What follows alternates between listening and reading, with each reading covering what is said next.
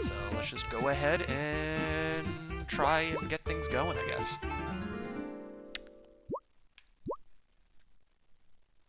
So let's go.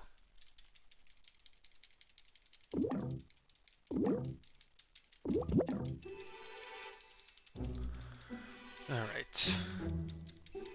Yeah, now that I have the 2-controller mashing, which is pretty equivalent to the double mashing on PC, using controller and keyboard, and also using Chinese instead of English, save a good amount of time on text throughout the entire run.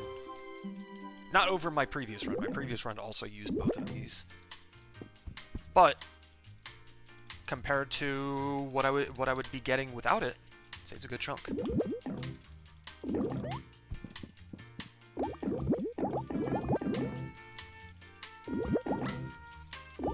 Alright. I do need to make sure I remember to get enough sun gems, but I'm less worried about that. Because there's more than enough sun gems to grab throughout the run, it's just a matter of making sure I actually grab them.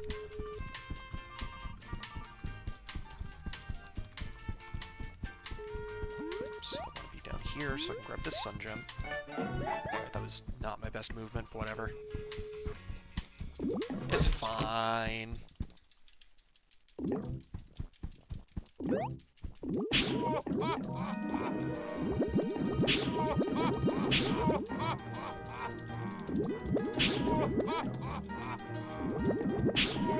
Alright, some good old button mashing. But thankfully the prologue in this game is not too long, and it doesn't actually take that long to get to the meat and potatoes of things.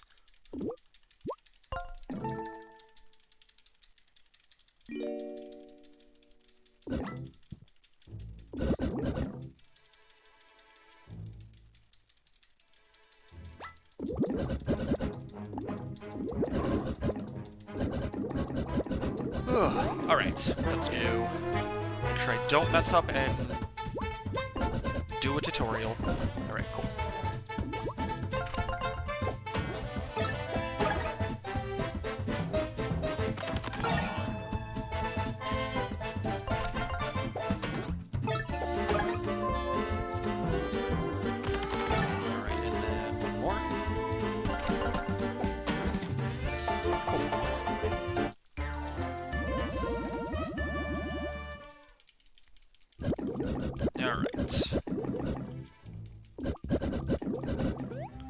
Now the fun really begins.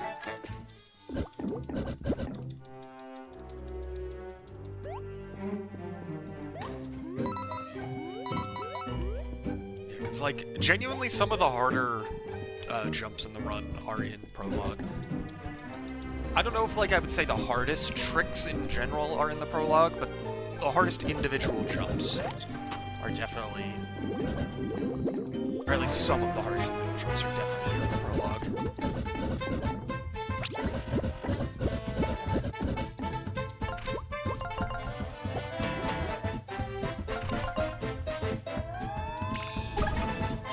Alright.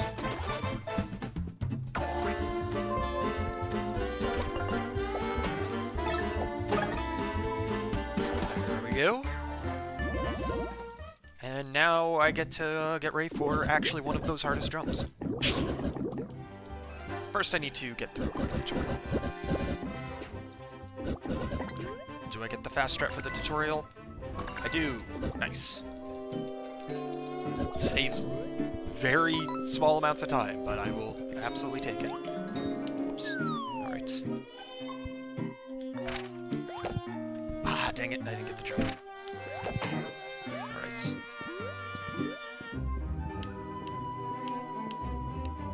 Hell yeah, that was really fast.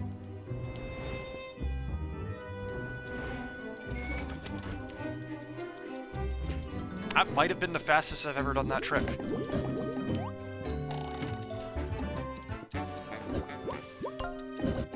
Alright, let's see if I can get this jump. I'm going for it. Ah, damn, I almost got it first try. Whoops. That is not what I wanted. Alright, well, I'm not saving time by doing this trick anymore. Unfortunate. It sucks, because I got that first jump really, really quickly, too. Oops, I didn't mean to fall in. Oh, come on. I hate this guy. Alright, if I mess this up and get, like, too many more encounters, then I will probably just reset. But, not yet. Alright, let me beat this guy away. Come on.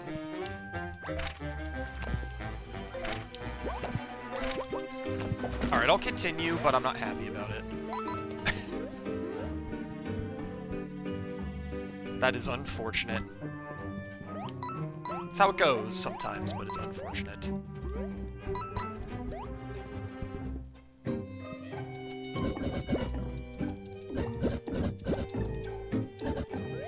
Alright, let me grab the Sun Gem. Okay. Oh, that guy was just being mean. Cool. Extra encounter.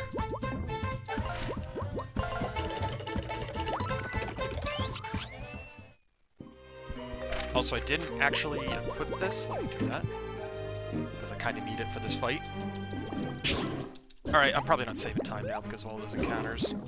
Unfortunate, but I'll keep going.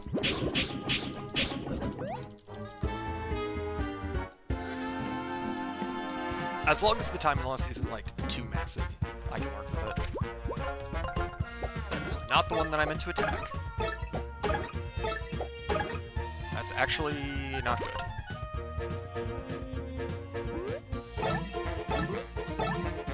It's not really that big of a deal, but it is time loss. That's the one I meant to attack.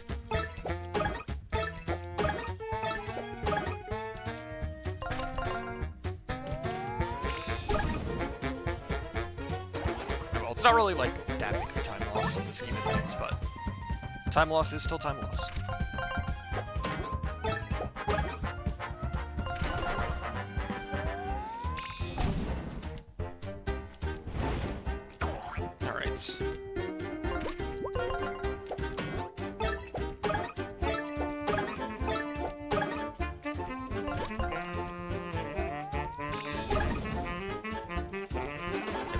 Good chunk of time because of all the encounters I got.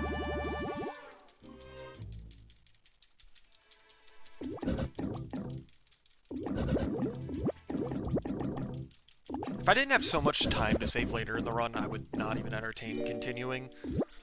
But I have still so much time to save later in the run.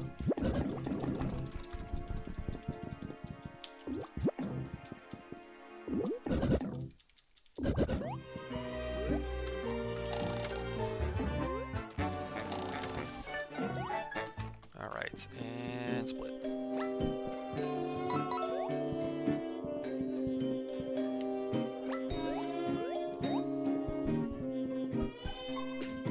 Yeah, plus 40, that kind of sucks, but, you know, it is what it is.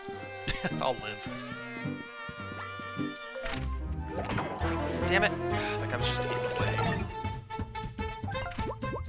hate it when that happens. Because there's not really that much I could do to get that guy out of the way. Or at least not easily.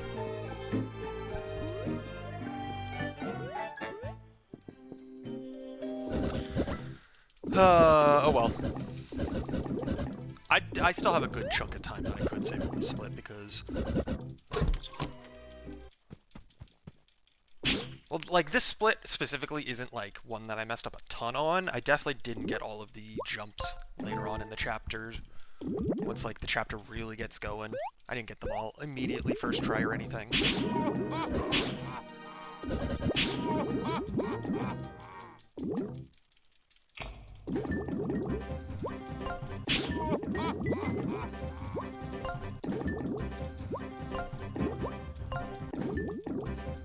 First, we gotta get through some good old-fashioned button mashing. And then we can begin.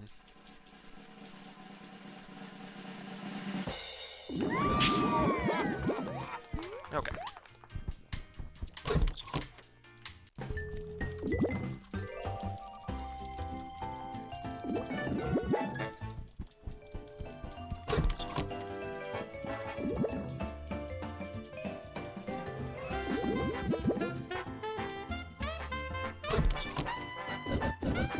Alright, let's go.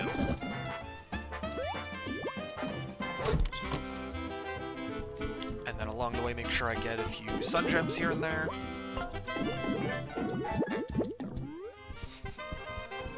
Thank you for the good luck, Namus. Hopefully I don't need it.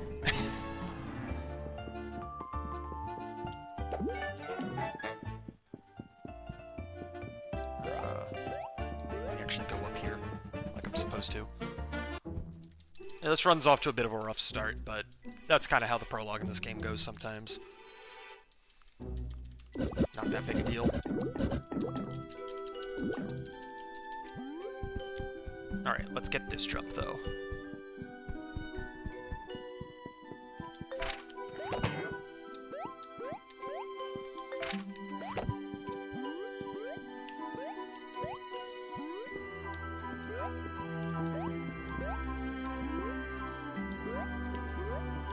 I still play this kind of safe, because I'd rather take a while to get this trick than fall and have to redo it from scratch. I'd rather just play it safe and get it first try, and then once I'm better, I could start doing it quicker. But I got it first try, and that's what matters. I didn't fall off of anywhere a single time. Because the hardest part about that trick is not actually any of the jumps or anything, it's just the geometry when you're on top of the scaffolding like that. The geometry is kind of finicky, in that if you're too close to the walls, it completely eats your jumps, because that's how the ceiling is structured.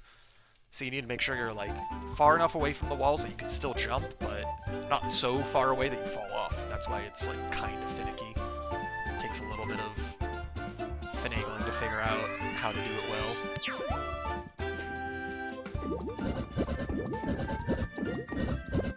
Oops, do not want to do that. Okay.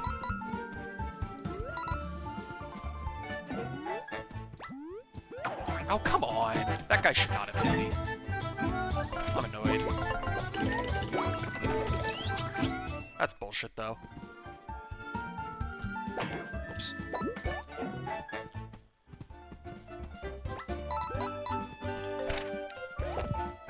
Nice. Made that first try. Grab an extra coin or two, which wouldn't have lost me any time if I just didn't get caught on the wall. That's fine. It happens.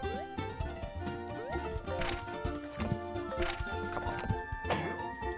This doesn't require a high jump, I just need to get over that wall there. Okay. A little scuffed, but whatever. It's fine.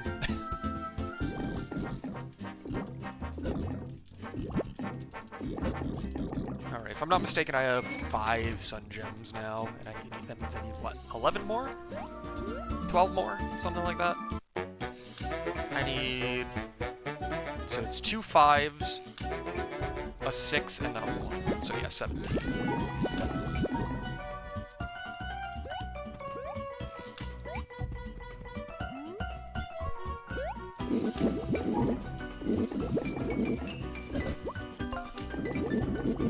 Alright. The split's already almost over, though. I just gotta get through the Wolfgang tutorial, and then... get back into the construction site. And then we're good to go.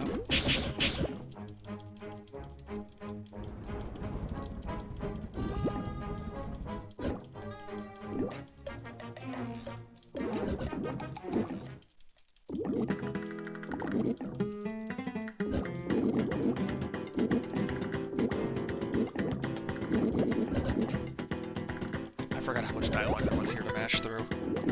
There's more than I remember. That's fine.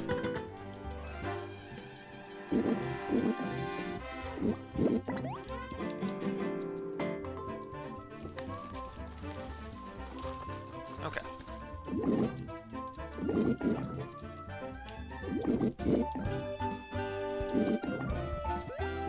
Alright, if I can get this jump quickly, I could still gold this. If I don't get the jump quickly, I will not gold this. Oops.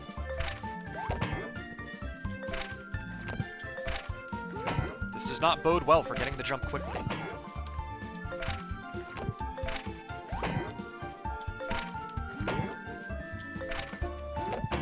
Why am I... There we go. That should not have taken as many tries as it did. I'll be honest. honest. Okay, whatever. We got there. Slow, but it's fine. Not the end of the world. I have a ton of time to save on this next split anyways. Damn, I just missed the gold, though. Oh well. Maybe next run. Because that split still had several unnecessary encounters, so it's not like it was phenomenal by any means. Come on.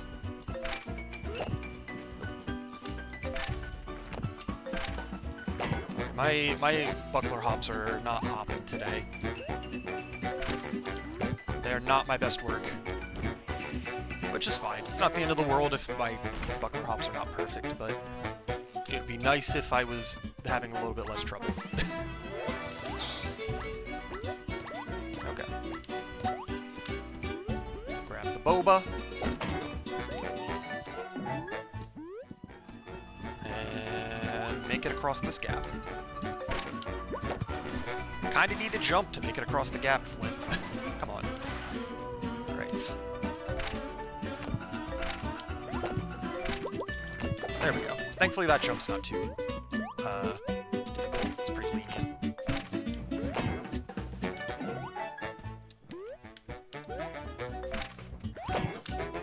Alright. Few more jump buckler hops to do in construction site. A few more of these are... Oh, are you kidding me? Well, that's really annoying. I don't know if I've ever seen him charge at me and catch me from that far away before. That's pretty annoying. And then he just disappears. He's just not even there anymore after it happens. Alright, man. Screw you too, I guess.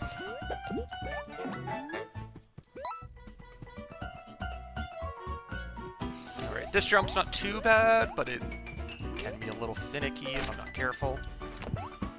Whoops.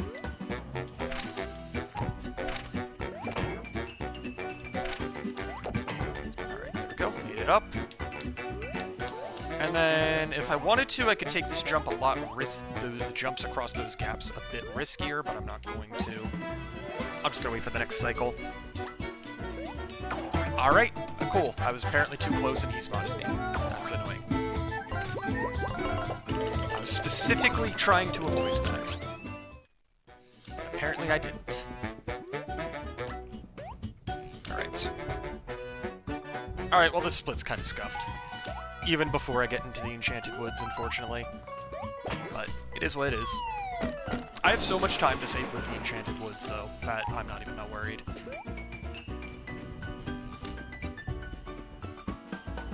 Oops. There we go. Okay. All this just means that I have even more room for time save in the future. This run is not perfect by any means. Damn. Missed that cycle.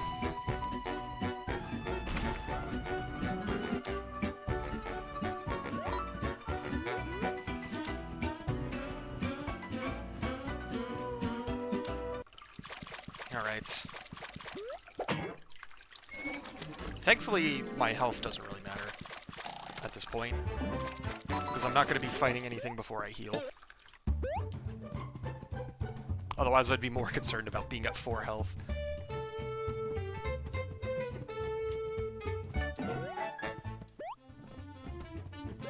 Alright.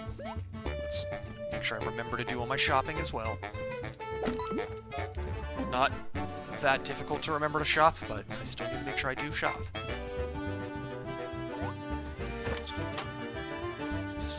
Specifically just because I need to buy one of these. I don't need to buy anything else. I could buy other things. Maybe I even should, but I don't need to. Not with the strats that I'm doing, at the very least. Oh, are you kidding me? How did I fall there? Oh, come on.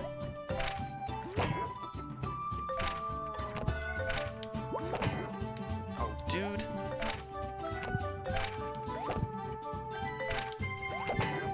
There we go. That shouldn't have taken me more than a single try, but Oh well. It is what it is. Whoops, fell down here. Doesn't matter, I can just jump over the fence, but I do need to jump over the fence with a buckler hop. A little unfortunate. Okay. Now I'm coming up on the actual trick that I have time to save on, so if I can get this quickly, I will save a very sizable amount of time, but we'll see. And also get my notes ready so that I know where to go once I make it through here.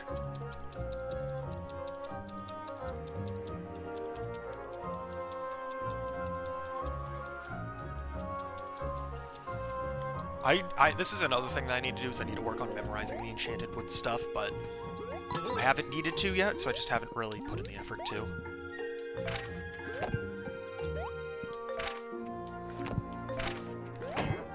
Oh, come on. Damn it.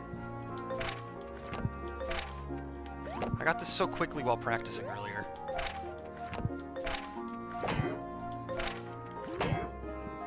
Alright,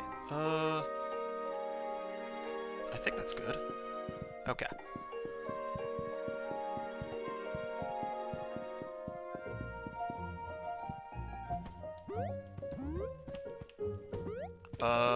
There's the loading zone. Okay. That took more time than it should have, but it's fine. I got that trick pretty quickly in the scheme of things, so I can't complain too much. That's faster than I've gotten in any other run, so I will take what I can get. Okay.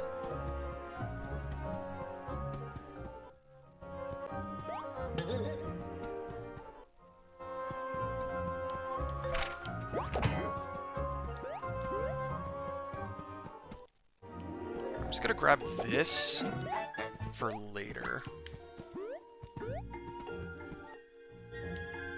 I don't need... Ideally, I don't even think I would need that item, but I have it in case I have a use for it during any of the later fights for whatever reason. Because it takes basically no time to grab that item, and it is a healing item, so it doesn't hurt to have. And I do have a need for a healing item later on anyways, potentially, depending on how things work out. Because depending on how the board fight goes, I do actually need an additional healing item. And I've been going, like, pretty far out of my way to get one right before the fight, and I know for a fact that is not the fastest healing item I could be getting, so it's probably good just to grab that one. Alright. Right, up, down, right. Is the next song.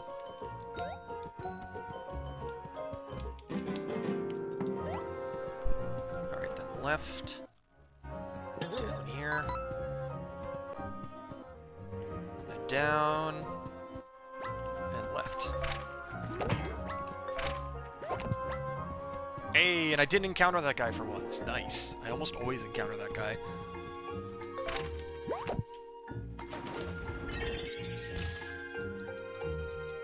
Okay. Fall down here. Let's go. Right, next is the left, right, left, right, left song while going down. And then up. And then up here. And down here. Okay. Good stuff, good stuff.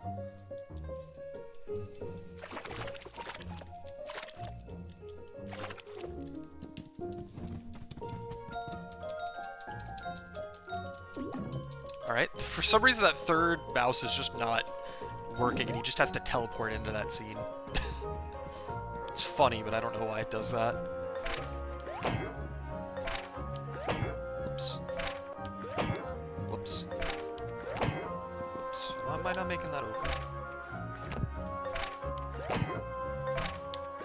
There we go. I was not going far enough down by just a tiny bit. Okay. I don't think this is going to be like a huge, massive gold, because I definitely still messed up a good amount in this split, but I think I should be able to gold it by at least a little.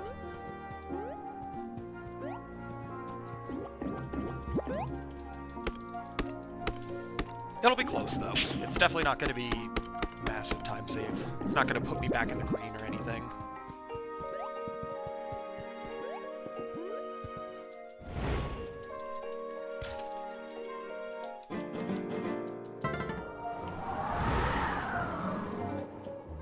But even if it's only 10 seconds of time save, I will take it.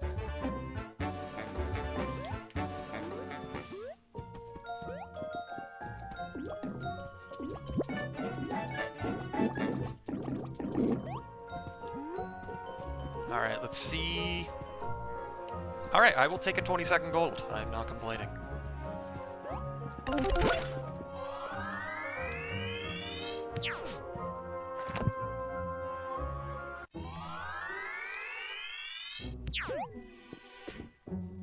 Alright, let's go buy some stuff and upgrade some stuff.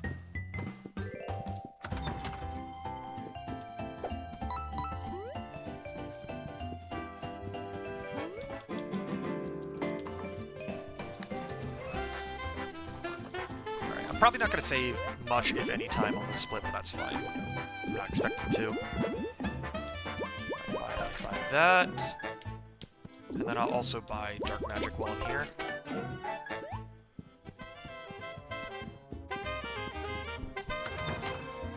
Might as well.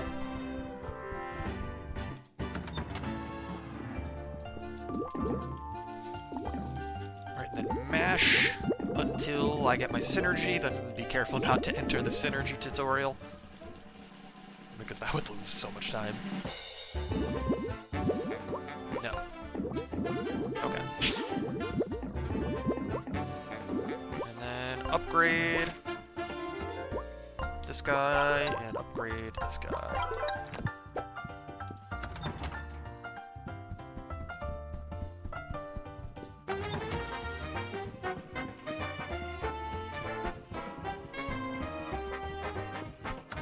Alright.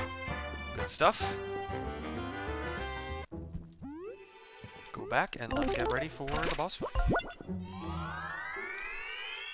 Thankfully the boss fight's pretty easy in the scheme of things, but I just need to make sure I don't mess stuff up.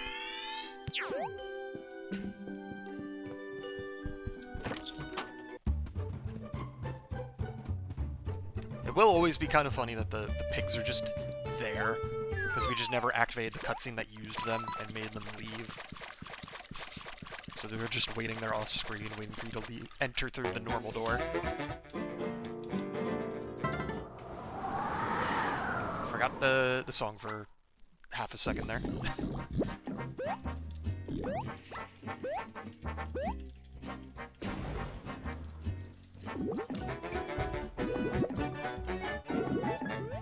Alright, and then leave the room and come back. And let's go. That will always be really funny that that works that way. I love it. It'll also be even funnier that we did not realize it worked that way for an embarrassingly long time.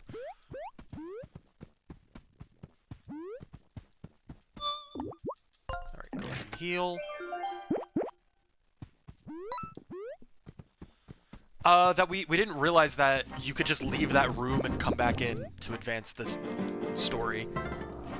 We would go in there, blow away the house, then go back to Happy How Hollow, and like warp back to the start and go back in the construction zone, or just go back through the construction zone backwards, depending on which route you were using. Because we just didn't realize that, oh, once it was blown away, you don't need to activate the crane. You can just leave the room and enter, and you're good to go. It took like multiple days for us to realize that.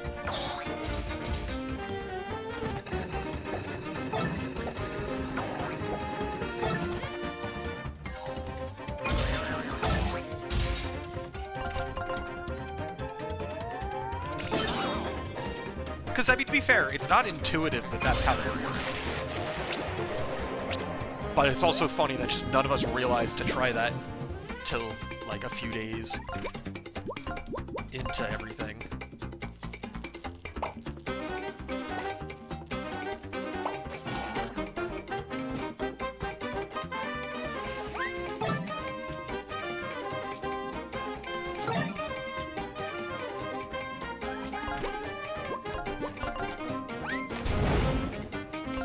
Alright, I got a burn. That's good.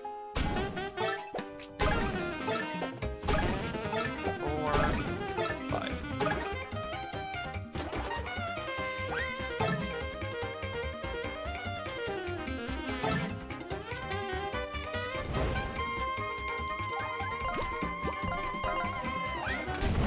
Okay, they're both burned now. That's good.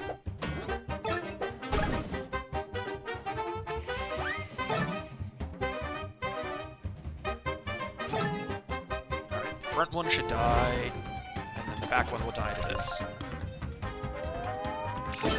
Nice. Good stuff.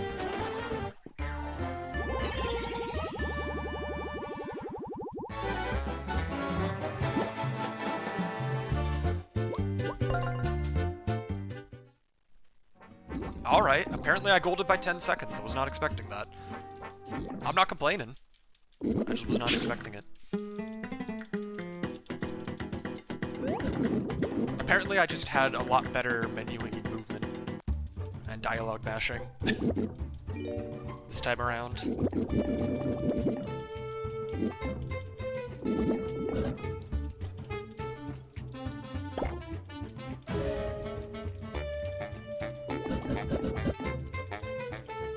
Alright. To the library. One of my least favorite places in the run, because I can never do any of the jumps there consistently. Doesn't matter which trip to the library it is, I always do it poorly.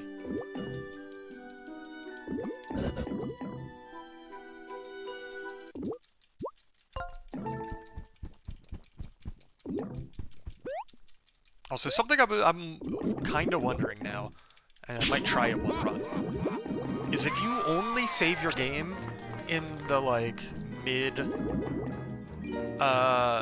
transition between when you first talk to Mr. Moon and he throws you in the dungeon, and that's the only time you save during the entire game, I'm wondering, if you do the weird, like, beat the game and then it sends you back to your last save point thing, where it removes all of your story progression, but also removes all of the ways to advance your story progression. If that key is gone and you're just stuck in the dungeon for all of eternity, because that would be really funny. Yeah, go this way.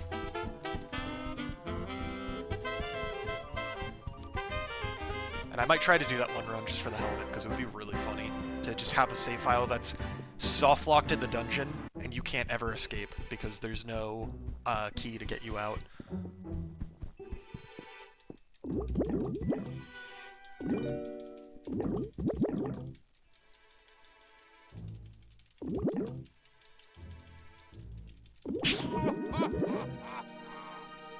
Alright.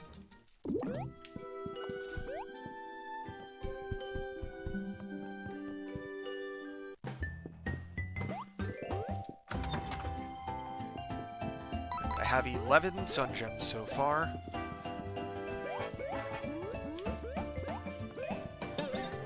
Which means I don't need too many more, but I do need a few. I'll make sure I get this one, because this one's not far out of the way.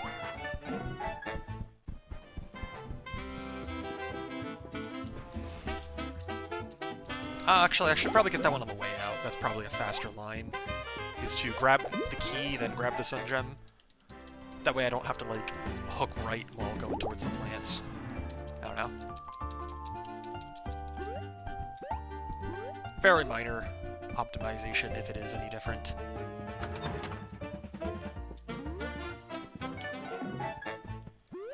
Alright, if I'm not mistaken, I only need 4 more sun gems at this point, which is not very difficult to get.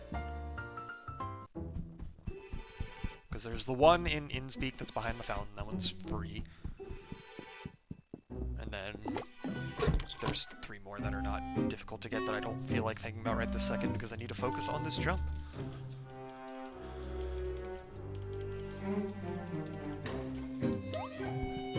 Alright. Alright, come on. Thankfully this jump's not like the worst thing ever, but it's not free by any means.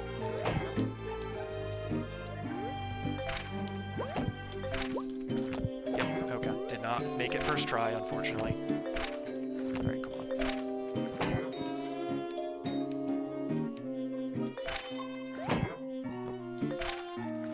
Nope.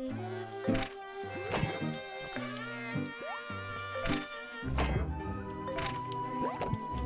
I just didn't pause the second time, so I didn't make it across. Damn it! Okay, that was actually a really good jump, too.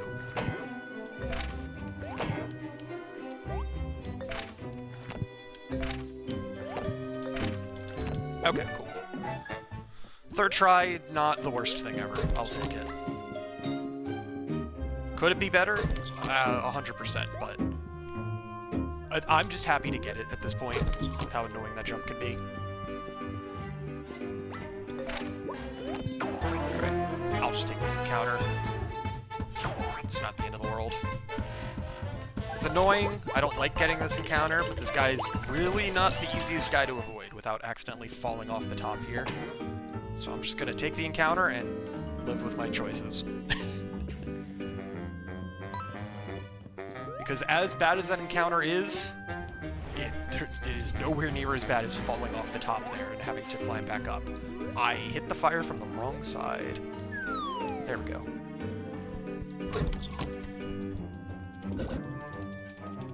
Because I have fallen off the top there without hitting that the lever there, which means I have had to go and do that jump a second time after already getting it once.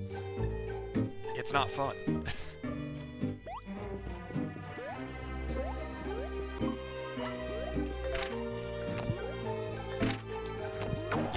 There was no way I was avoiding him that time. Not if he spotted me while I was still in the elevator. Unfortunate, but it's the way the cookie crumbles.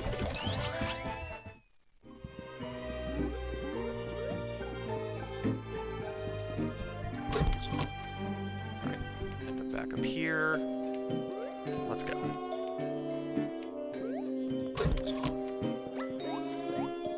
How did that guy hit me? Are you kidding me? That's bullshit.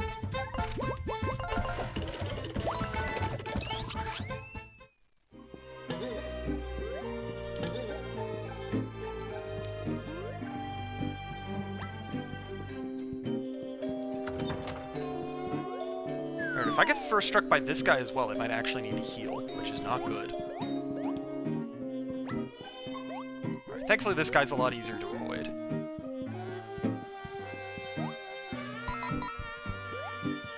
Alright, make sure I have Wolfgang out, because I need him for this fight. Alright, so I should only get hit by these enemies once, which means 5 health is enough. I'm not that worried. Yeah, I am not saving time on this one, I can say that much for certain. 2, 3, 4. And poison.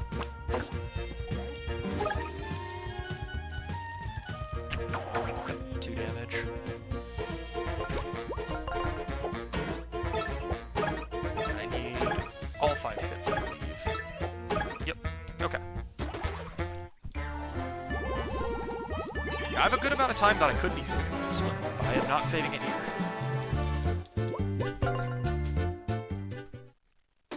Oh well, it is what it is.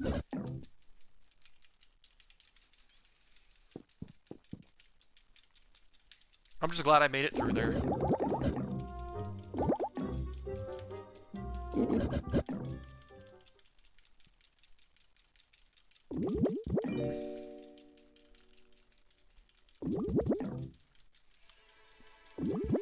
Alright. Innspeak's not the worst thing ever as far as this run goes, though. I'm not terribly worried about the actual platforming here. There's only like a couple jumps that are a little annoying. The more important thing is I need to not botch the Cthulhu fight, so we'll see how that goes. In my PB, I did accidentally activate the cutscene before Cthulhu, which lost me some time, but it wasn't anything too major.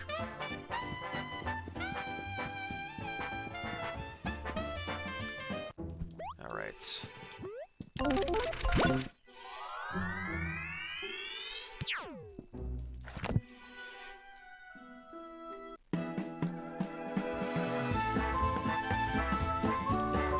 Chapter 2 time.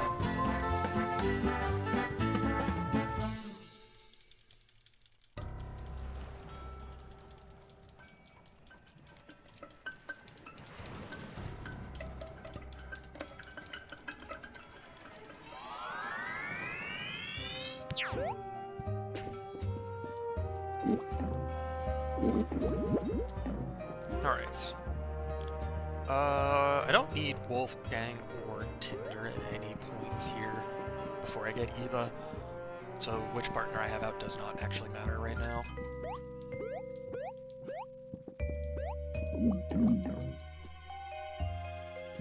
Okay.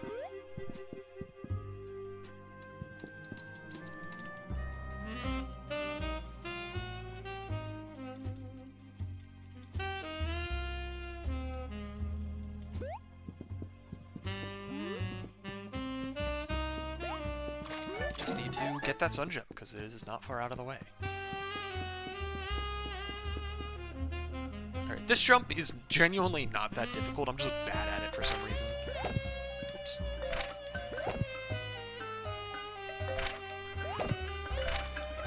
Like, it doesn't even require that much height, I'm just not good at it. Grab those coins, just for the hell of it. Alright, cool. I did make it over there first try, though. That jump can be a little finicky if it wants to be. I need, what, 3 more sun gems, I think, now?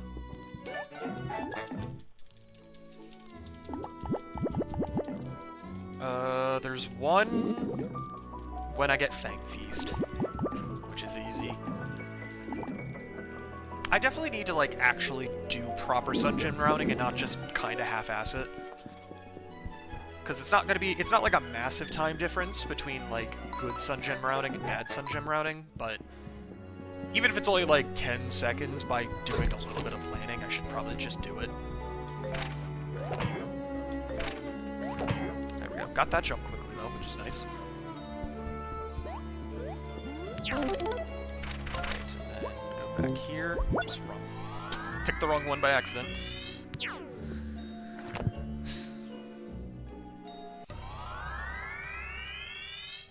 Alright. Let's go get Eva.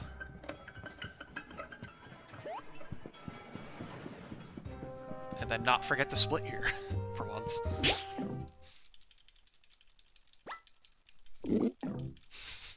Hey there, Oz. Funny you say that. It's almost like you said this exact same thing during this exact same run at this exact same time on this exact same day of the week before. Because it's almost like I've done this before.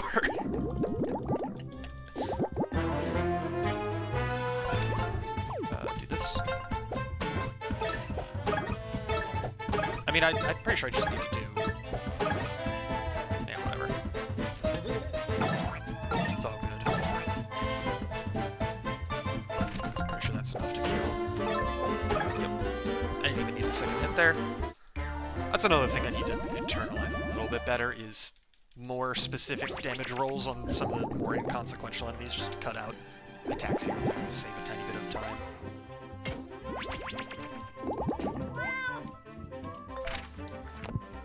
Alright, come on. Because buckler hopping there only saves time if I actually get it quickly.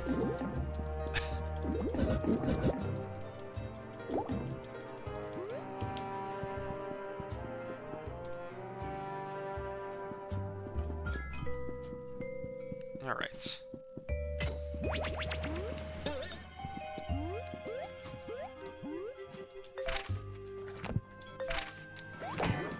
Got up here quick. Let's not mess this up.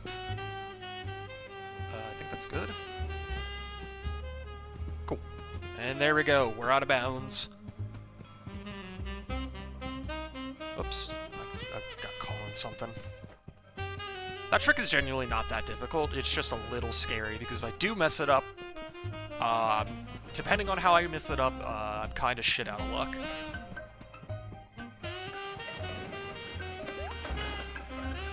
Okay.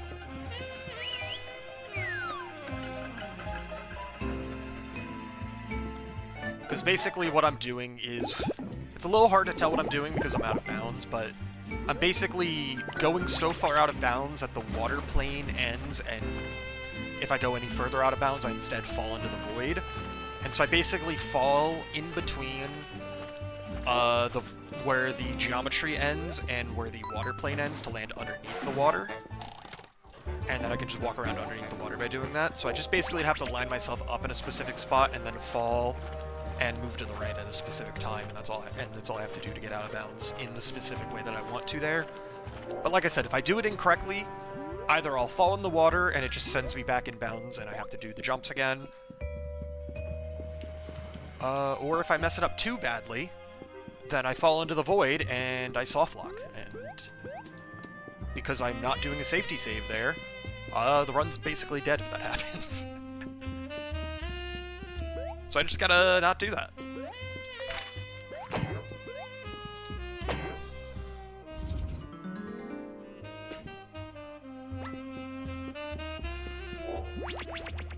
Alright.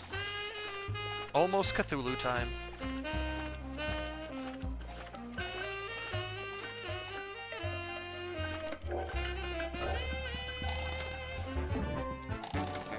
Yeah, I know that some people were talking with the devs in the game's main Discord before about having some sort of softlock prevention mechanism in place for if you fall into the void.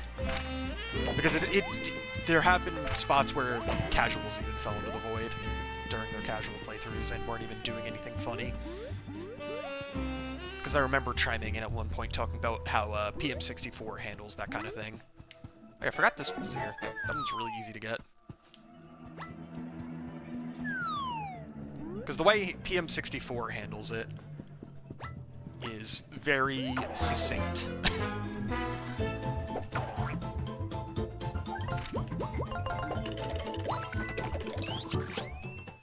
Because it literally just says, if you fall too far, we have a failsafe in place that just puts you back on your last valid ground if you're falling for too long. I mean, yeah, the way they specifically implemented it makes it very abusable in the context of speedruns. Oh yeah, no, I know it's actually more interesting than that because the whole fourth degree of gravity being weird. Or fourth, derivative of gravity, I mean.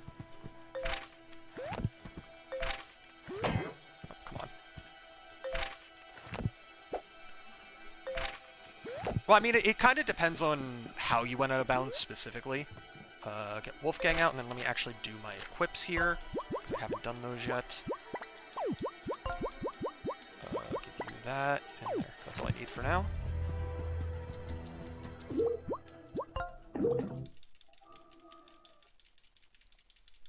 Yeah, it's like, there's a lot of weird stuff with it. For sure.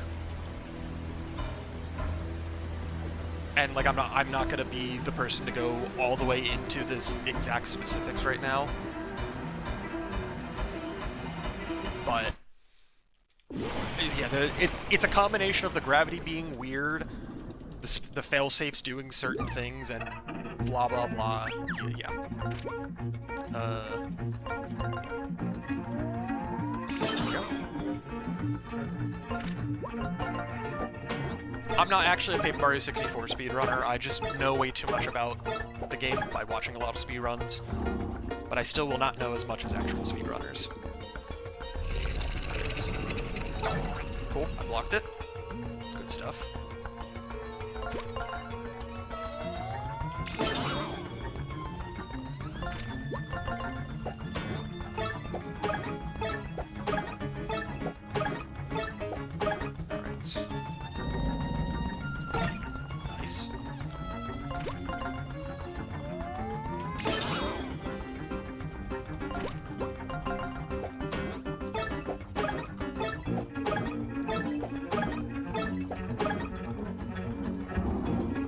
Alright, more poison. Gotta lock in.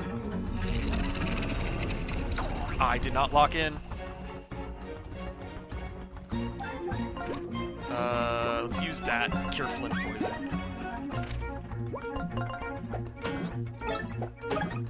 And also heal some MP in the process. Okay. And then let's use Jam Session.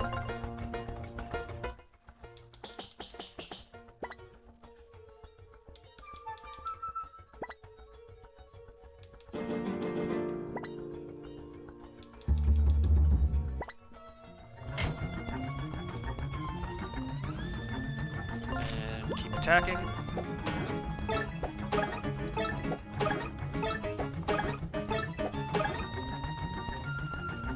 Alright, now we're in the Shadow Realm, and he does not have an attack up, so that's good.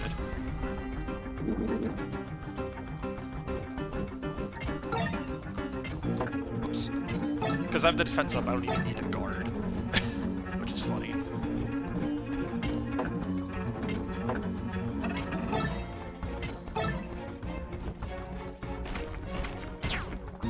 Alright, there's the attack up. Use the Bobo on you, because I still don't have much MP.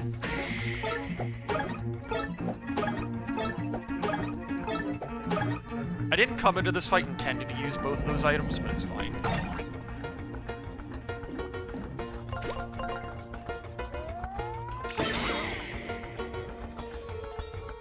Alright, and then swap over to Eva.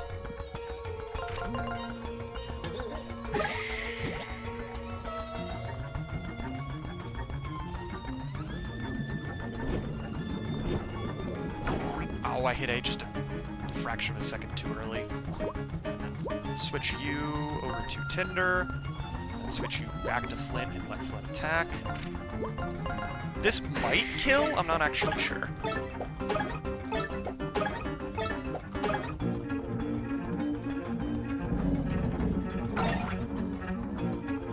Okay, no, I need one more attack probably.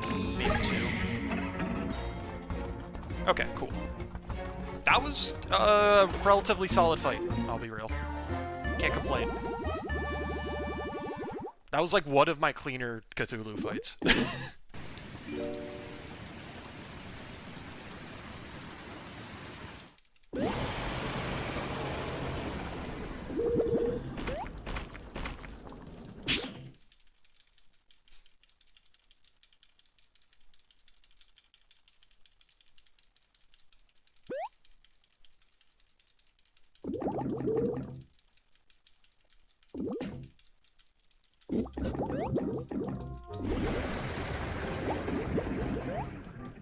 Alright. Let's keep things moving.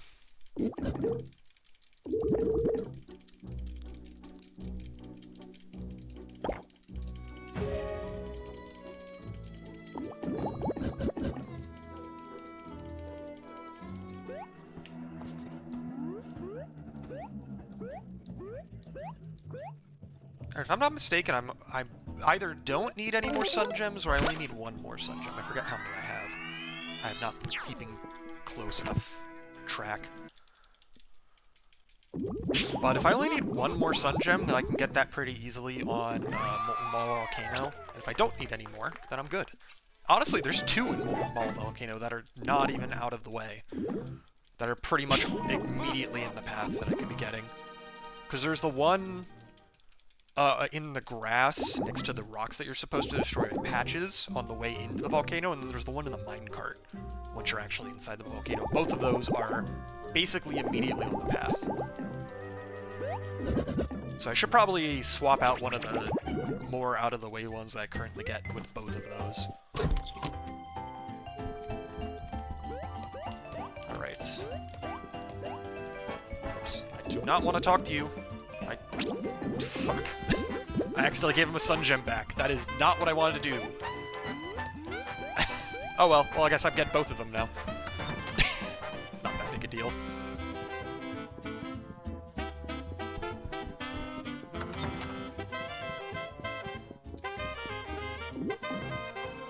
Oh, I meant to... Yeah, I should have gotten the upgrades before coming in. Or the... Yeah, whatever. How many ink bottles do I have? 2. Is that enough to upgrade everything I need? Blustery Ballad... Fang Feast. It is. Okay, cool.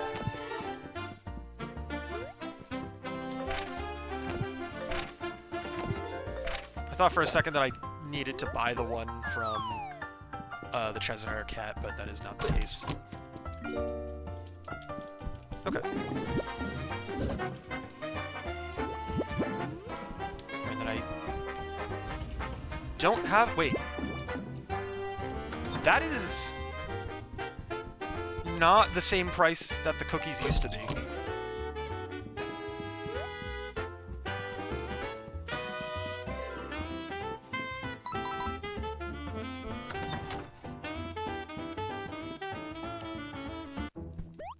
So I guess the current patch did reduce the prices, just not as much as they did in that initial restoration patch.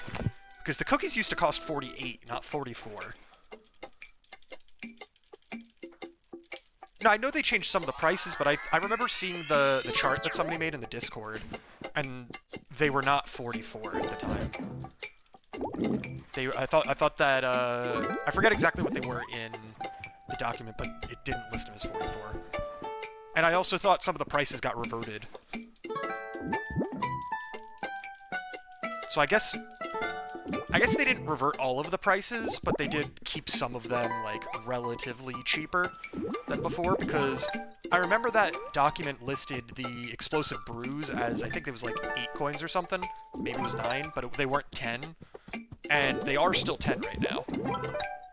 So I think they've reduced some of the prices a little bit, but overall, a lot of them were kept relatively close to what they used to be. I think it was like kind of a middle ground that ended up getting met.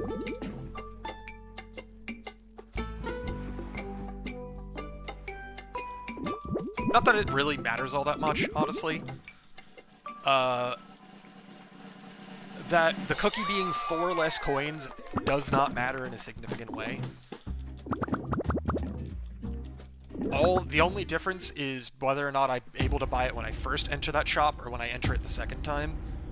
And that's only depending on how many times I end up running away anyways. Because the coin routing is not so tight that that matters.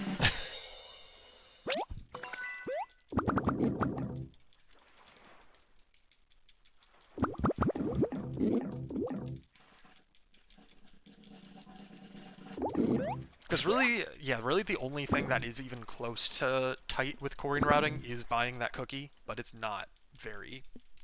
It's really not that bad. Everything else we have more than enough coins to buy everything we need. My favorite part of Escape from Ever After is when Dr. Ever After was like, it's ever after in time, and ever aftered all over the Pleswee. The Plackwee, sorry.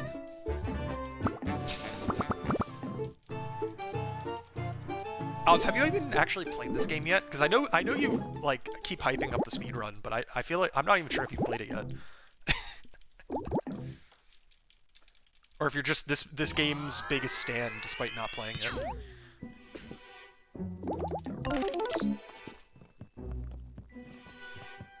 Okay, you are currently playing it casually? Cool. How far are you, then, in it casually? Have you reached Chapter 3? Because we are currently in Chapter 3. So spoilers abound if you haven't.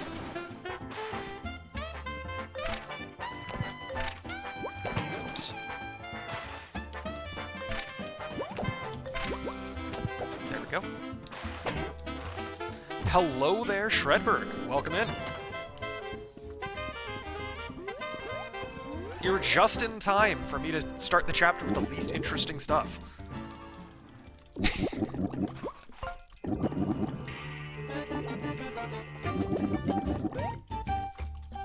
Thank you, my beard is feeling very jolly. Yeah, we are currently in Chapter 3, at the very beginning of Chapter 3 of Escape from Ever After. And Chapter 3 in this game is unfortunately the chapter that has the least skips, which means it has the least interesting stuff as a result.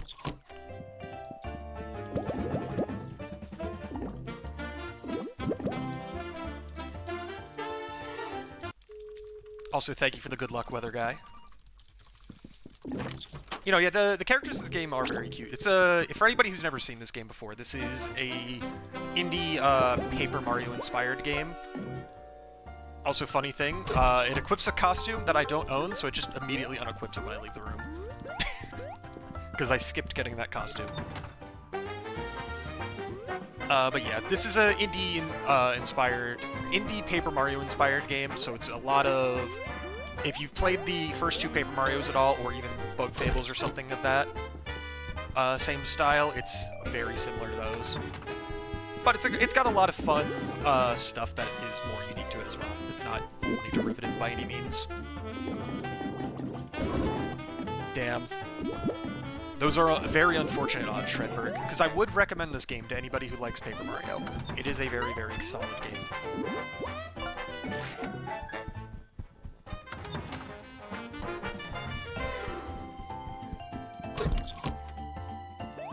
of all of the Paper Mario-inspired indie games I've played, it is in second place for me. It's a little bit below Bug Fables. Oops, I don't need to go. I need to go back to Captain Silver. I forgot for a second.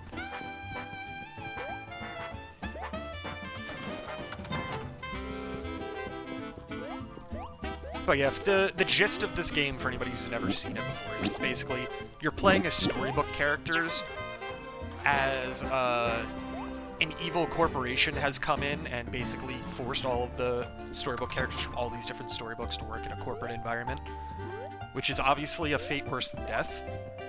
So as a direct result of that, we started working at the company to start taking them down from the inside out.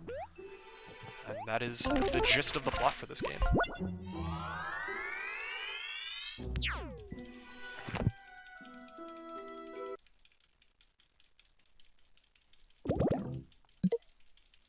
Yeah, there's been a lot of indie Paper Mario games that have been announced and just haven't come out yet for one reason or another. It's not... I know, like... I think it's, Scrap Story? I think that's one that's...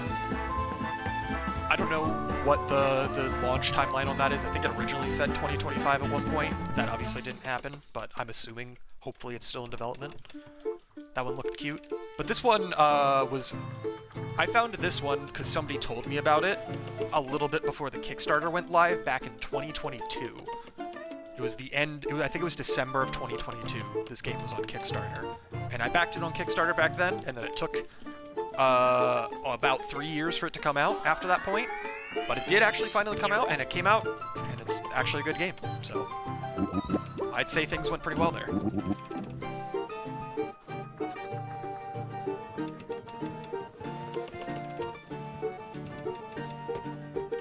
Alright, we need to talk to this mouse here to get my pirate outfit, because the pirate captain will not let us continue if I don't have my pirate outfit on.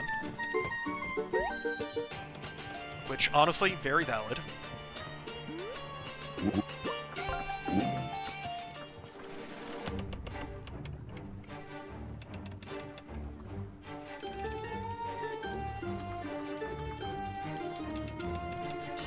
Yeah, there's really, like... It feels like there's a lot of indie-inspired Paper Mario games, but that's kind of like a bit of a misnomer, because there's really not that many. It's just that so many indie games being inspired by the same gameplay style makes it feel like there's more of them than there actually is. Because there's only, like... As far as I'm aware, there's only 3.5 that are, like, directly inspired by Paper Mario, to the point where you would call them a Paper Mario-like.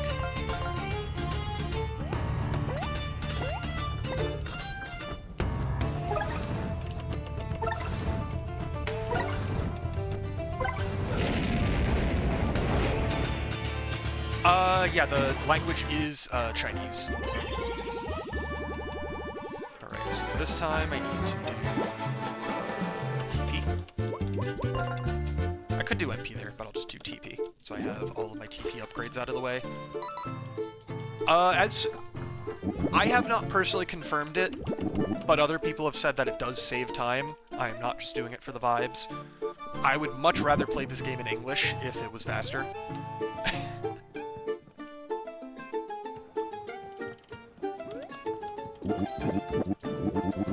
Because there are 100% times in this game where if you don't remember exactly what you're supposed to do next, you're going to get very confused. But unfortunately, this game is an RPG, so therefore text matters a lot. So therefore, both text mashing matters and the language matters.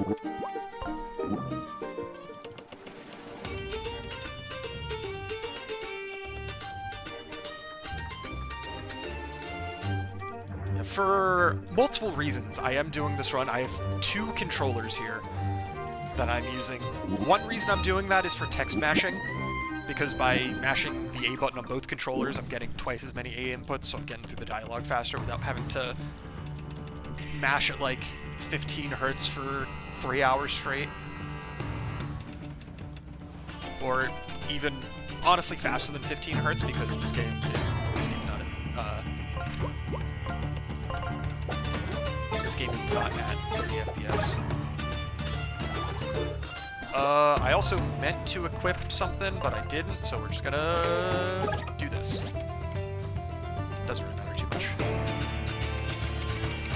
I will equip it after this fight.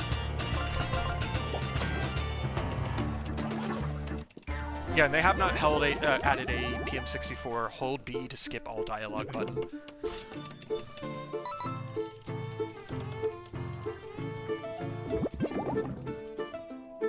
Alright, let me do the equip that I forgot to do.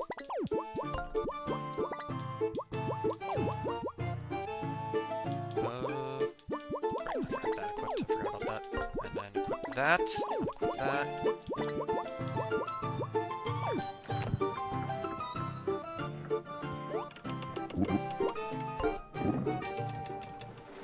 I mean, that's the thing, I'm pretty sure we're probably gonna just allow turbo. It hasn't been, like, formally allowed. One person has been doing runs with turbo, and nobody's really had too much of a problem with it, but until we, like, formally say, yeah, turbo's allowed, this is how fast you're allowed to make your turbo go, that kind of thing, it's technically not allowed yet, but, like, not enough people run this game for it to really matter that much.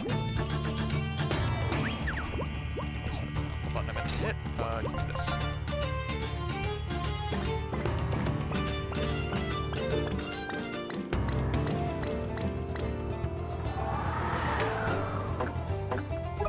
Alright, that was not great RNG, but whatever. I'll live.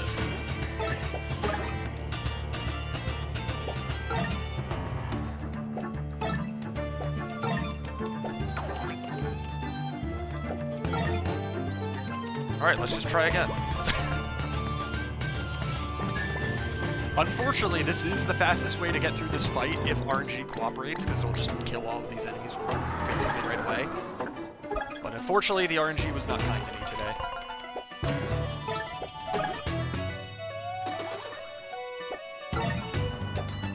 Oh no, yeah, no, it's like, I'm not against turbo on its own, per se.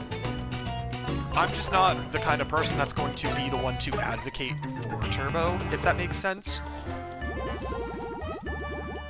Because I am more in the camp of not allowing that kind of stuff than allowing it, but not so far in that camp that I'm gonna throw a stink when people want to allow turbo. It's more just, if people want turbo, then sure, go ahead and do it, but I'm not gonna be the one to start the conversation.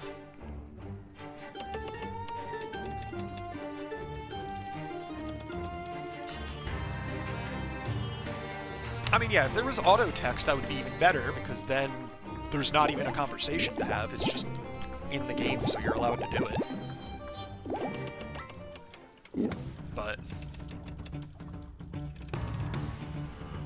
But yeah, if we were to allow turbo, it would 100% only be for text mashing. There's not really much in this game that requires actual button mashing for anything besides...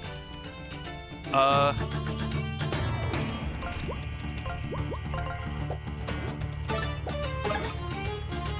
well... This is a bit unfortunate, the way things have turned out, but that's okay.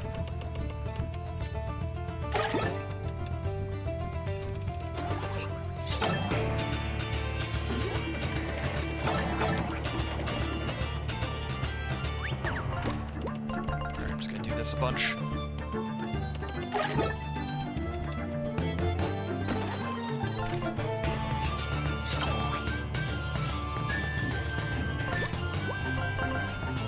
Because I'm gonna level up, so it doesn't really matter how much I spend during this fight.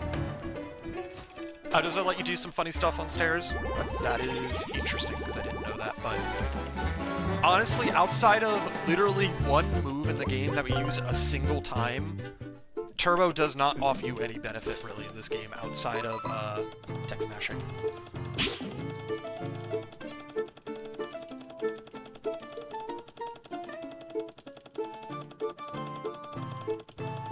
Because the only, move that we use that requires just straight up mash the A button to do it correctly is the Patch's Synergy attack, which we use in the board fight. And so that's the only time that would actually matter. Other than that, it would not help you in any way.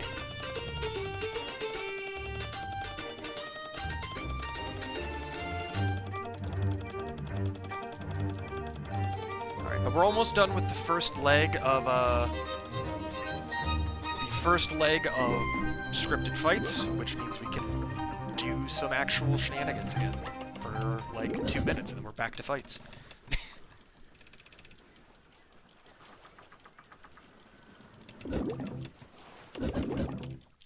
I mean, I do know that that's a thing, because I've accidentally done it before, I'm pretty sure.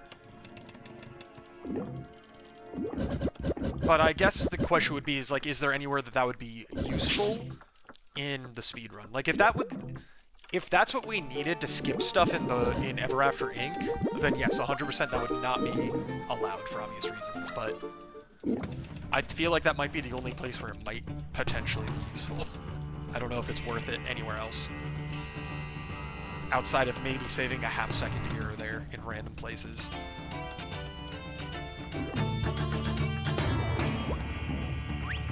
Alright, do this.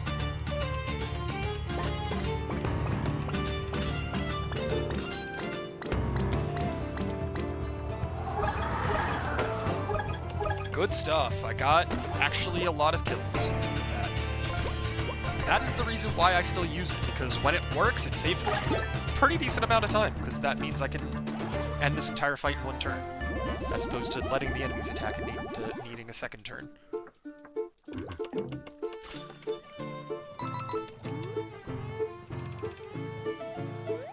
and then the last fight in this area is just use Tinder.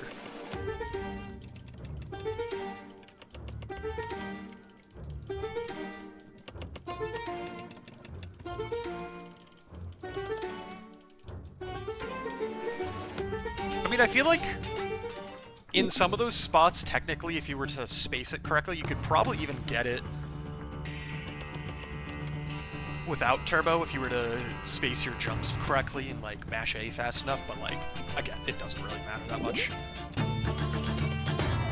Alright, switch over to Tinder, use the synergy attack, and let's go.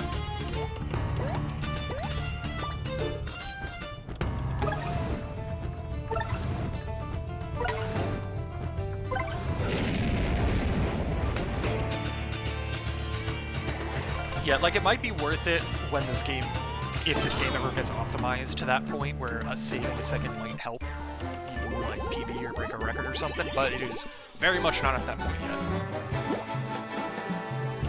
yet. Alright, let's boost attack, or not attack, HP. Attack is not a thing you can boost.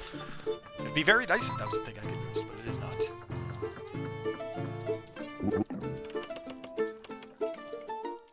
Yeah, it's one of those things where it's probably like it saves a second if you get it, and if you don't get it, it doesn't lose any time.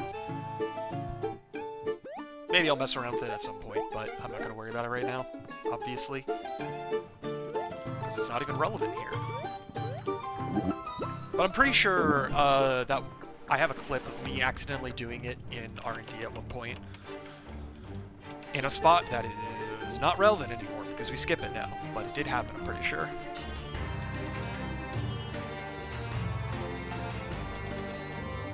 I'm pretty sure I have the clip in the Discord somewhere. I don't know if it's the exact thing you're talking about, but it sounds familiar to the way you described it, and I remember getting a lot of height out of it. Also, hardest fight in the run. It's Humpty Dumpty time. Whew, barely beat him.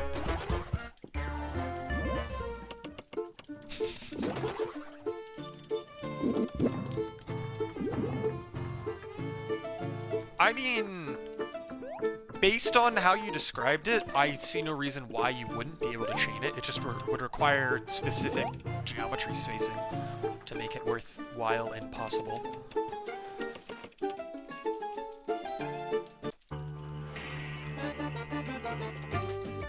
Alright. As long as I don't mess up any platforming in this area, which would be pretty difficult because there's not really too much platforming, I should go with the split, because I had absolute dog shit with those first batch of fights last run. Yeah, it's one of those things where if you had the right geometry, I definitely agree you could probably get more height than a buckler hop, but it would require the right geometry, which, who knows if the right geometry even exists. Alright, buy 2 of these. One is for now, one is for later. Let me just buy this as well. That was weird, the music cut out for a second. Because I don't want to... Fuck off, I don't want to talk to you. I tried to jump. No, stop talking to him. Go away. I don't like you. Alright, now we're doing some pretty minor shenanigans, but still shenanigans.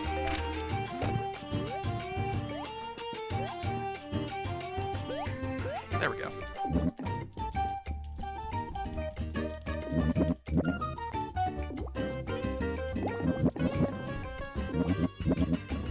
Yeah, because that's the thing, is it would probably require precise geometry to even do anything in the first place, and there's no guarantee that that geometry is even in a place that it would help.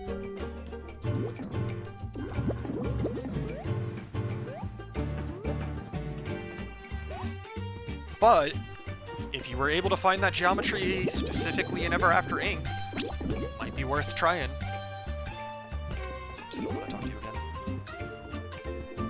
Alright, and now we need to go crucify somebody for the crime of microwaving crab in the office.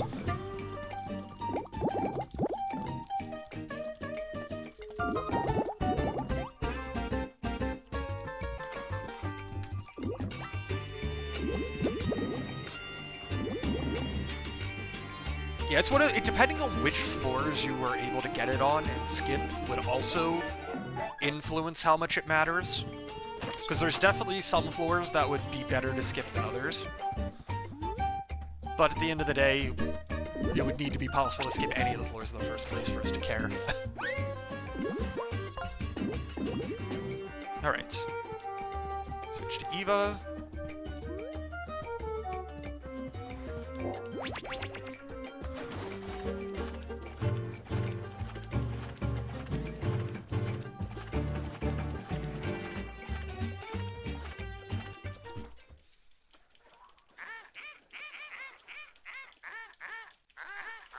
Alright, all that extra dialogue makes me think that I might not actually gold this. Or at least, I'm not going to gold it by as much as I could have, but it'll be close. Because I still need to get the cookie.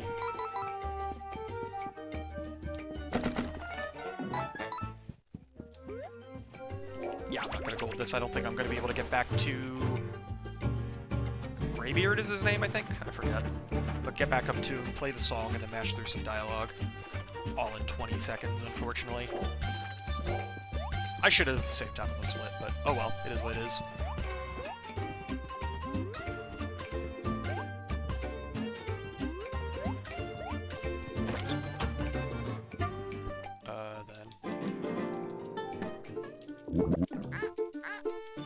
Yeah, damn. Very close, but not quite. That's not what I was supposed to split. That is also not what I meant to do. I hit the wrong button! Alright, cool. I hit the wrong fucking button. That sucks. Alright, I'm just gonna finish the run and hope that I will do my splits manually later.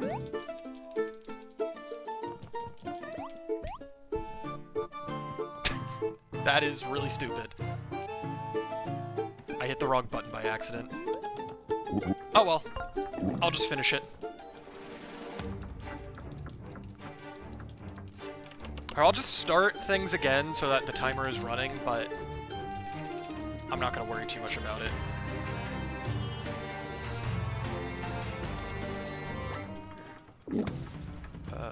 That's the button I meant to hit.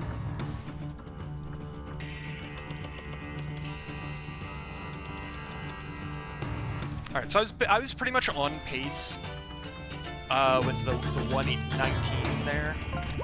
That's not what I meant to hit. Alright, and then switch over to Eva. Do this.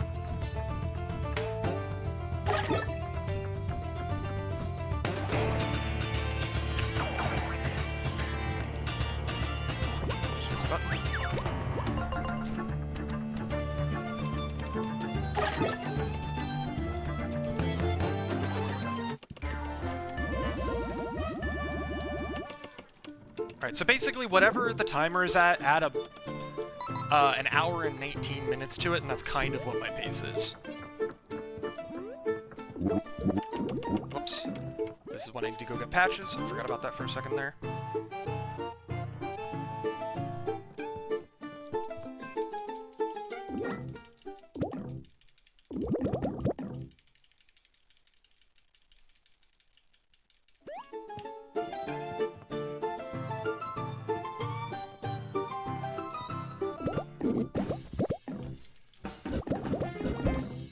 Man, that's really unfortunate.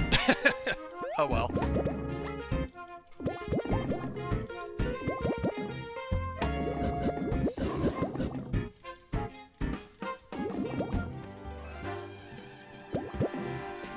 Alright, well that's gonna require some work to fix later, but it's not the end of the world. Because I can just retime when I would do my splits on manually later using the video. I don't like doing that, but I will do it because I fucked up. Because that's not the kind of thing I would normally care about to, like, fill in an empty split or something like that, but it is something I would care about enough to know what my damn time is.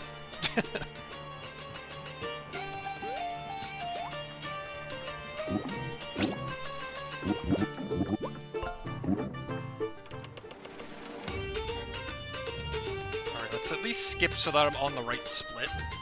That's not the right split, that's the right split.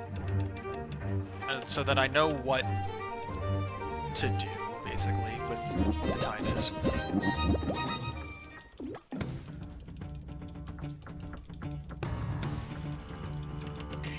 Oh well.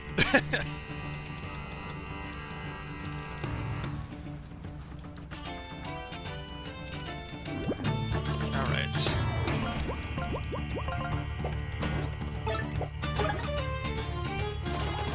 Switch to Eva, and start doing this.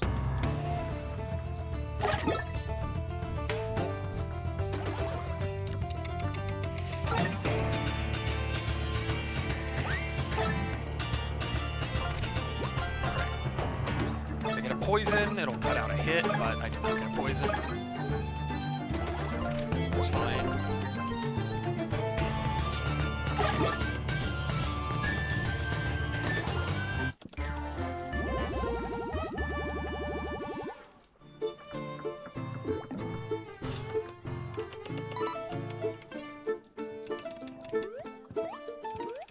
Alright, on to the next fight.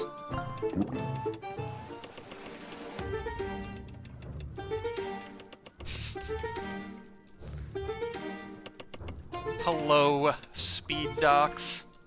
Welcome in. You're just in time to see me continue a run after I accidentally reset my splits. So my splits are completely useless now.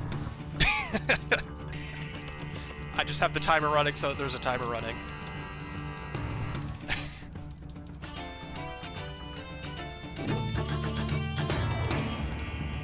Then I want to do this. And switch to her.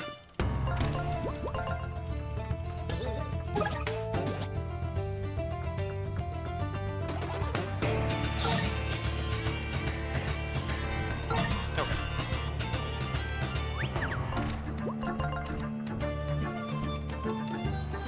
Oops, messed that up. That's fine.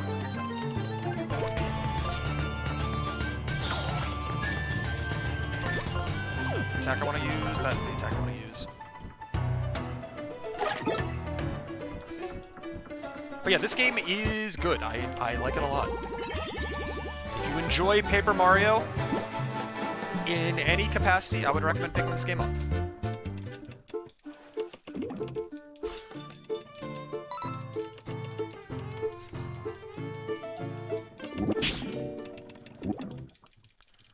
Oh, if you thought that music was good, just get ready for the battle theme for these three fuckers. Because these are the three little pigs.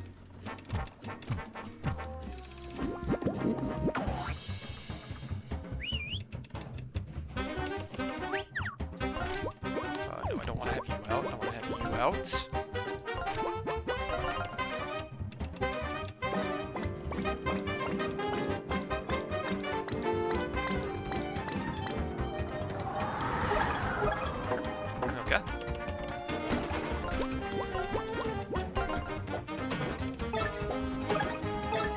that's a really good poison.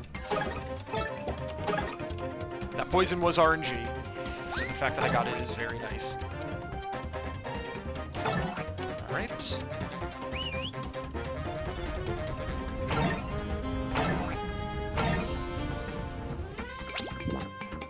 Alright, and then he'll threaten to drop a giant crate on our heads, but he will be dead by the time that can happen.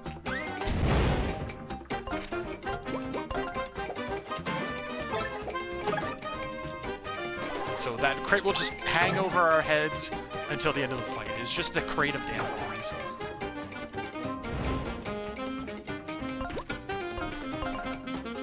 I didn't mean to tell you, but that's fine. Do this until you're dead.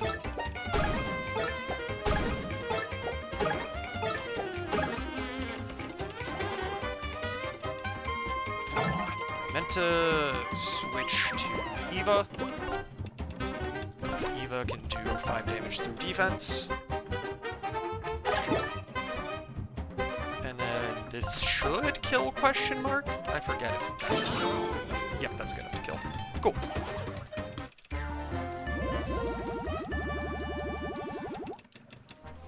I mean, I have no idea if anybody's played that song before, but this game came out at the end of January, so unless you heard it in the past 2 months, you have not heard this song, most likely.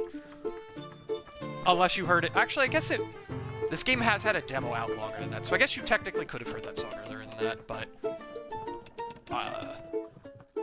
it's not the most likely.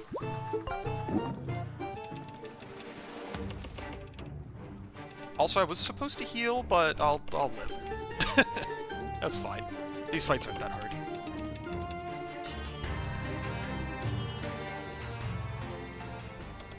Alright. Have a good sleep, Kid Rocker. And thank you for the good luck. Thankfully, the biggest quote-unquote RNG spot of the run is come and gone, because the hardest boss fight in the run, and the one that RNG matters the most for, is actually the Chapter 2 boss, and since we're in Chapter 3, we're good. Also, I realized that I never actually asked, what was the final donation total? Because I've been busy doing this run, and so I did not catch the end of the marathon.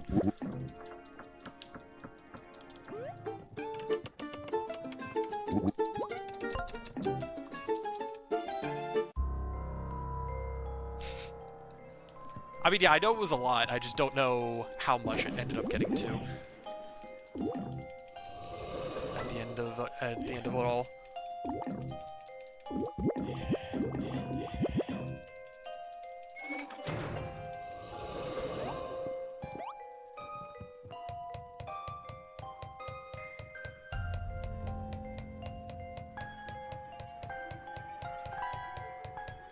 Oh, that is definitely more than I thought it was at then.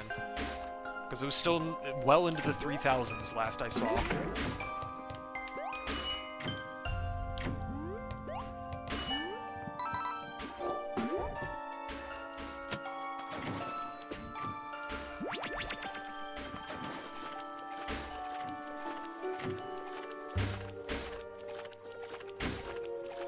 I don't know what Spoots is, so I can neither confirm nor deny if it's on there.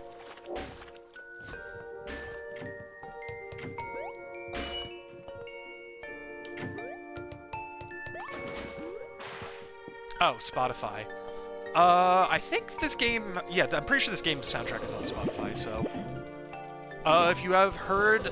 If it comes up on Spotify and you've heard The Three Little Pigs from Escape from Ever After, or by Daniel Whitmore, whichever one it comes up as, then... Yes, you have heard it. World record in this game is kind of like a like a asterisk kind of thing. Because if you look at speedrun.com, I have world record in this game with the 243 on my splits. I want to heal. Let me not forget to heal. I didn't mean to say I need to heal. I don't really... I guess I don't really need to heal, but I'm going to do it anyways. Just to be safe.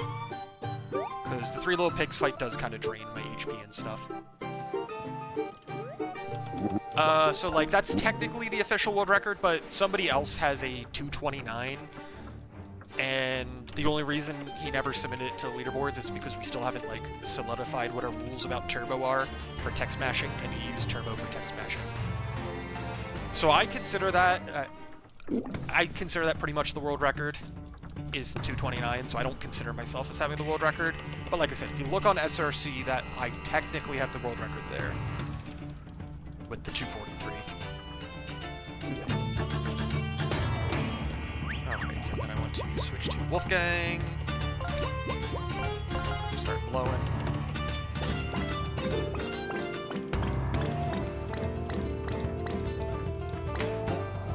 Come on, RNG. Alright, cool. I got one of the enemies with RNG, so I'll take it. That'll let me save a turn.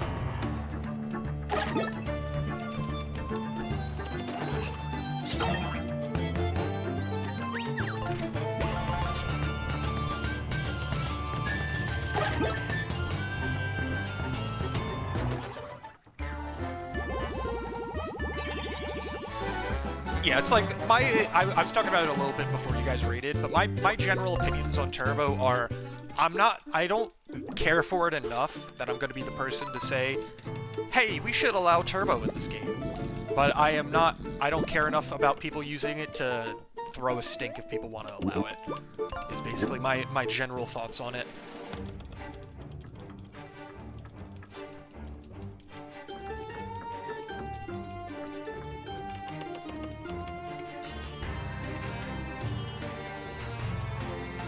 But yeah, if you think this game does look and or sound interesting, I highly recommend either playing the game or at the very least listening to the soundtrack. Because the soundtrack is very good and the game is also pretty damn good. It is an indie Paper Mario-like, so if you are an enjoyer of Paper Mario and Paper Mario adjacent video games, you would probably like this game. And also, now that we're done with the second round of scripted battles here in Chapter 3, we get to actually do some more shenanigans. A little bit. Not too many shenanigans, unfortunately, but a little bit of shenanigans.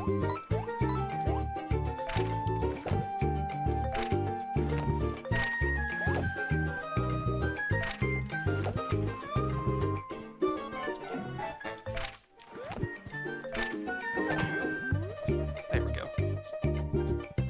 I mean, yeah, it's hard to say if a game's closer to T2ID or 64, honestly, because they've got enough similarities as is, but it's definitely in the same style as those two. Oops. There we go. Jump up here, fall in the lava, and then it puts me up there. Okay. It was a bit slow, but it's all good. I mean, yeah, this is in fact a turn-based RPG, so it fits that criteria alone. And on top of that, it is Paper Mario adjacent. Ah, dang it. That decided to be mean to me.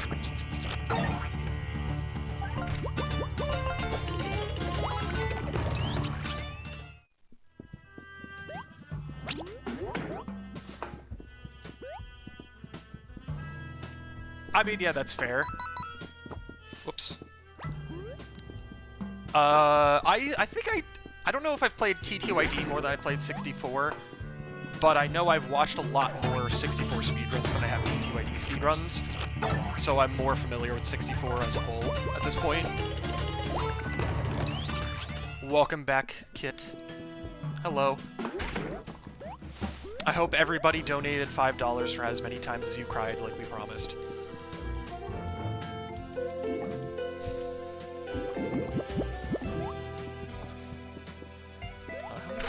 I have more than enough, okay.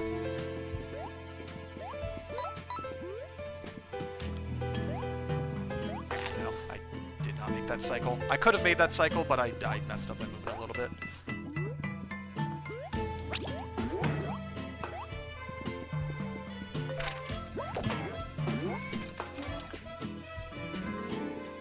Okay, so yeah, I will count that in that case.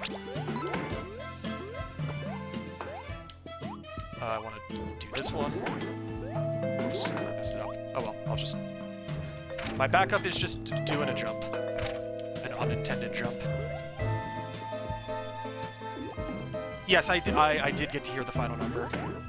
It was very large.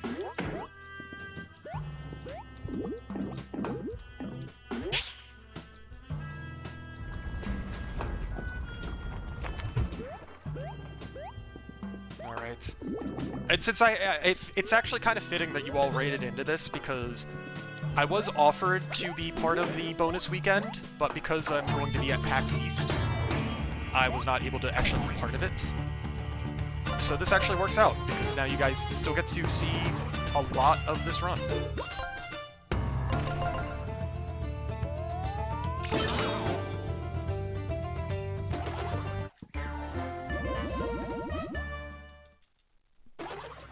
I did not mean to encounter this guy as well. That is unfortunate. Oh, come on.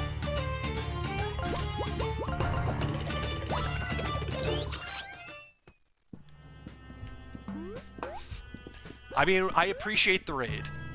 I am never going to complain about getting a Speed Docs raid.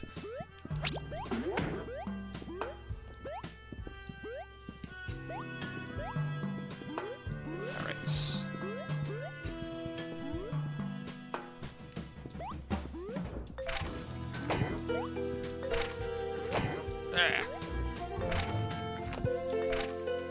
There we go.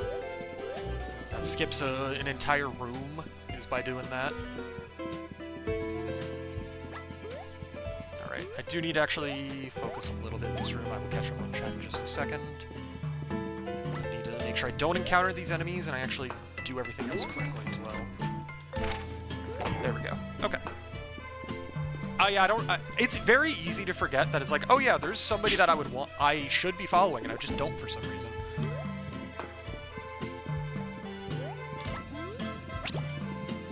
Oh, come on. There we go. This way, I kill this guy with the first strike. That makes things way easier.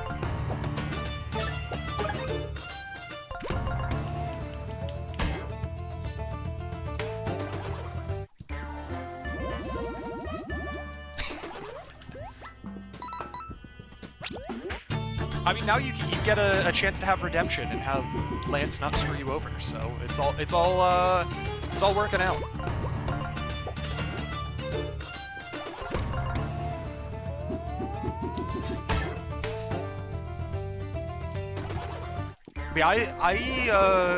Paper Mario 64 was actually one of my first games ever, because when I was very, very small, my family had an N64. And that was the first console I ever played, was the N64. And the only 3 games that we had that I would want to play, because it was these 3 games and then a bunch of sports games, which I'm not gonna fucking play as a 3-year-old. So as a 3-year-old, I was playing Mario 64, Mario Kart 64, and then Paper Mario.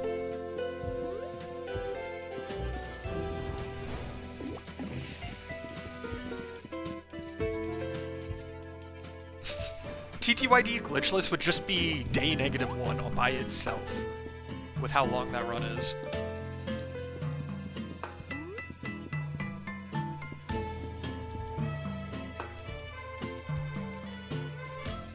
Like, you'd have to add an entire day -1 if you still want to do a day 0. Also, very funny thing, minor spoilers, I guess, technically for this game if you haven't played it, but, the volcano's gonna erupt. We need to escape. And what's the best way of escaping? We've escaped. Good job, everybody. If you just jump in the lava, it immediately does it. There's like a whole escape sequence with a bunch of platforming, but yeah, you could just do that instead. I would recommend doing the platforming because there's like a bunch of coins along the way, and playing casually, coins are a little tight. But also, that's way funnier.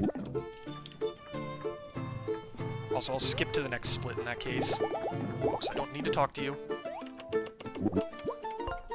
Also, hello there, Snapkick. Welcome in. I hope the My Life as a King went well. I have not played that game in a very long time, but I did enjoy that game as a kid. On my Nintendo Wii. Downloaded from the Wii Shop channel because it's a WiiWare game.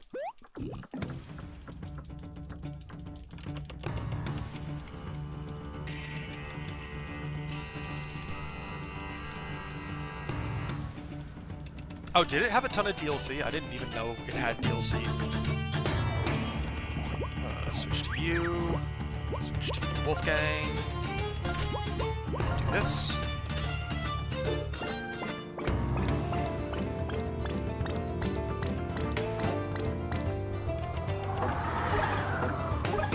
Alright, that is very bad RNG. So I'm just going to switch to you and deal with it.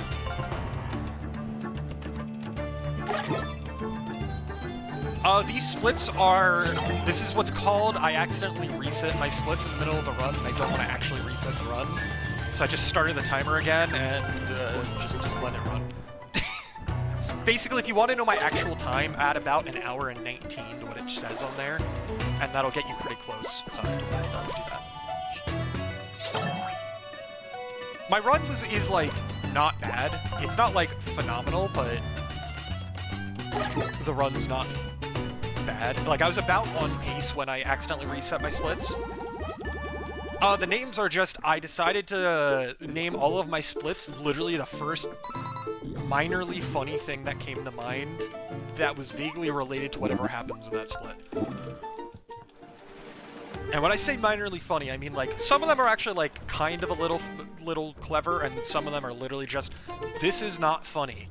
I'm going to put it anyway, because the fact that it's not funny is kind of funny.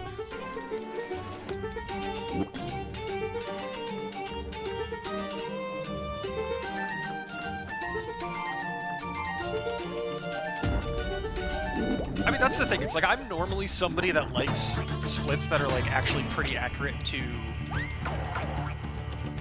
what's actually in the split, but also, I didn't really care that much for this run specifically.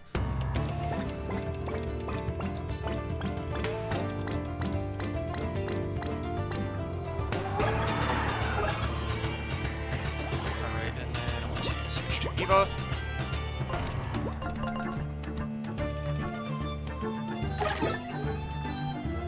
Cutlass is not actually bad, it's literally just there's a place in it called Pork Cutlass, and so I thought naming it that would be funny because there's a place called Pork Cutlass, and I couldn't think of anything better when I was making the splits, and so I just kept it. It is also, like, not the best split in the run because it's, like, a 25-minute split, and there's not really too much... I couldn't really necessarily make a much better split out of it, just because there's so much... There's a lot of nothing in that split. So, like, it's not, like, an inaccurate name, but it's also not, like, that bad of a split, honestly.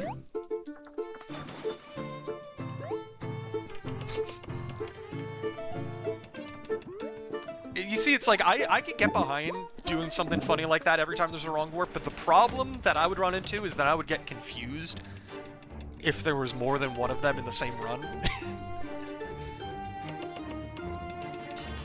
I also made a mistake. I'm going to have to figure something out in the process, because I messed up.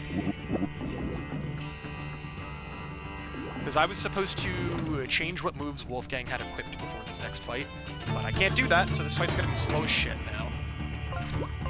Well, I'll just do that. Switch to Eva, and I will make this work.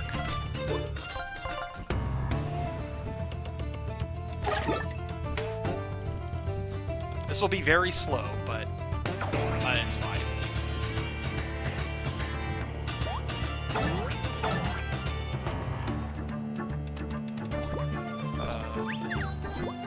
Actually, let me switch to patches. I could actually do something with them.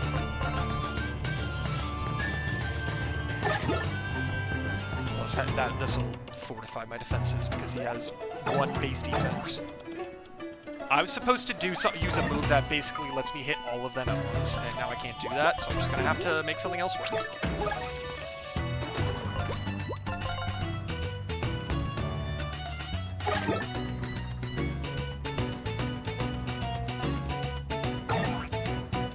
So yeah, I'm definitely gonna be losing time on this one, which is unfortunate, but it is what it is.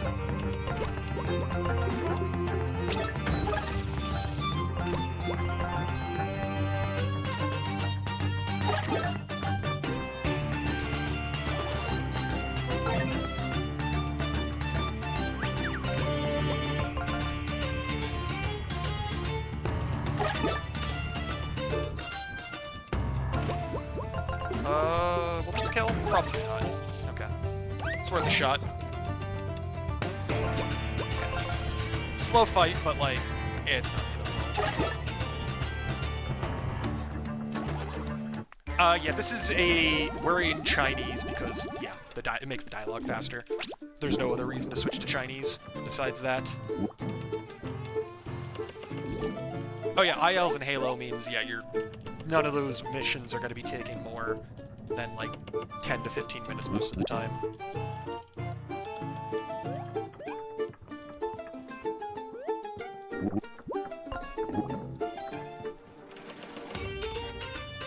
I do still need to do that equip that I forgot to do before the boss fight, but the boss fight is not coming up yet, so I don't need to do it right this second. I should do it after the next fight, though.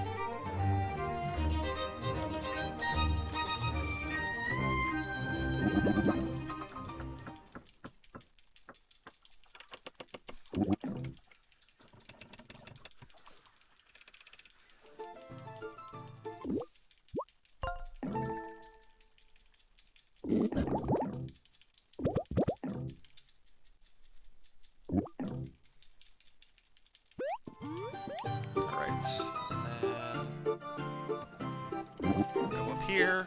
There is one more fight before the boss, but this fight is very easy.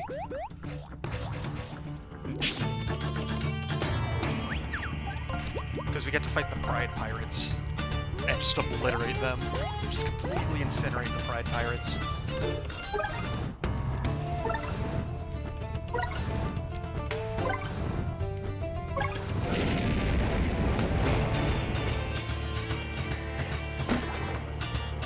And there we go. Nice and easy. Alright, so raise HP. Alright, we're almost out of the boring chapter, though. Let me do the equip now before I forget. Do that. There we go. I could do another equip, but I'll do it later. Right, I need to go down here. Forgot about that for a second there. Okay. Because the next boss fight requires, like, actual notes that I can't, like, I could memorize specifically what I'm doing, but having notes will make it a lot easier. Because it has a lot of phases, and the phases all require different moves. Because this next boss has actually a pretty fun gimmick that I will not mention until we get to the fight.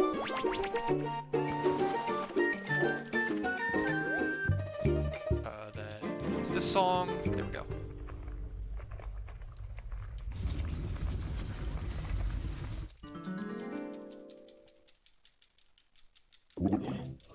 Also, we need to bury this ghost pirate's bones.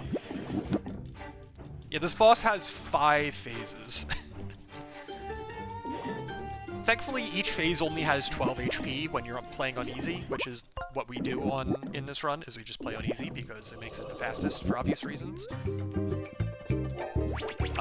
But on hard, this boss fight has 20 HP on each phase, and that makes it a lot harder. Oops. Alright. But thankfully, it's not too bad. It's not like a difficult fight as long as you stick to your routing and you don't mess up anything, but yeah. Oh, and ad just started. Whoops. Well. Yeah, it's fine.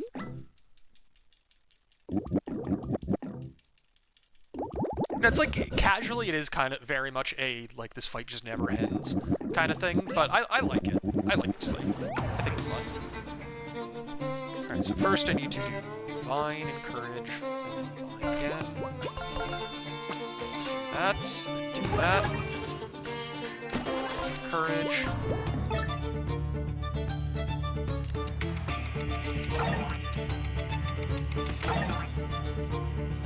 Vine again. And then Patches.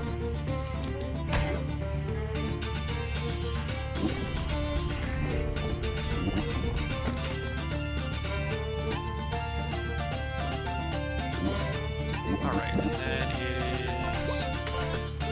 do this.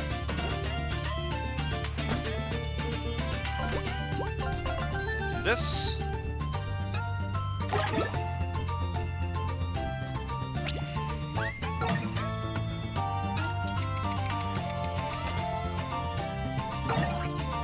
Okay, one more hit. And one more bite. There we go. That was phase 2 done.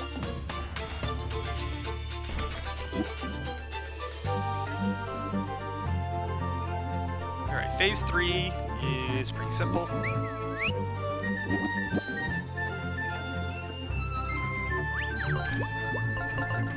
I have enough SP. Didn't need to do the bite first, but I route you doing the bite first just in case I don't have enough SP for this attack.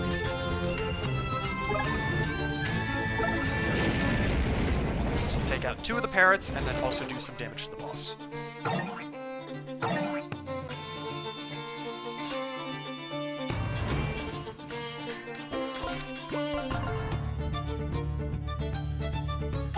Oh yeah, no, phase 3 is the hardest one casually, and it's not even close. But, thankfully, we know what we're doing, so phase 3 is kind of a joke. Alright, hoping for a poison. Alright, that is perfect. I don't even need to do a 5th hit. That is not what I meant to do.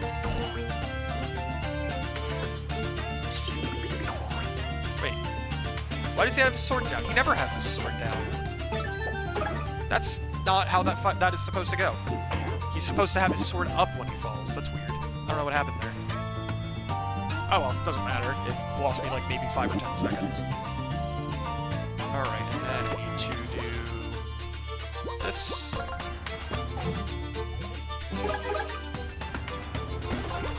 Do this.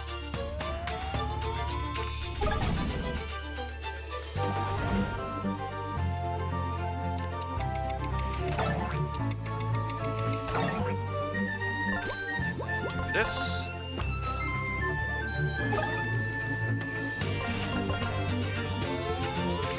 There we go.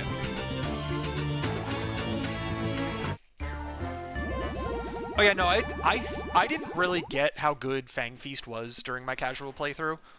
I did use it from time to time. It's not like I never used the move, but I definitely didn't use it too much.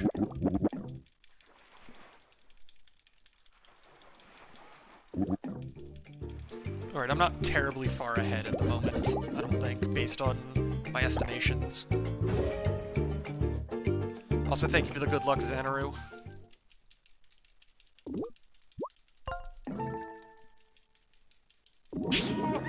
But it's very hard to tell.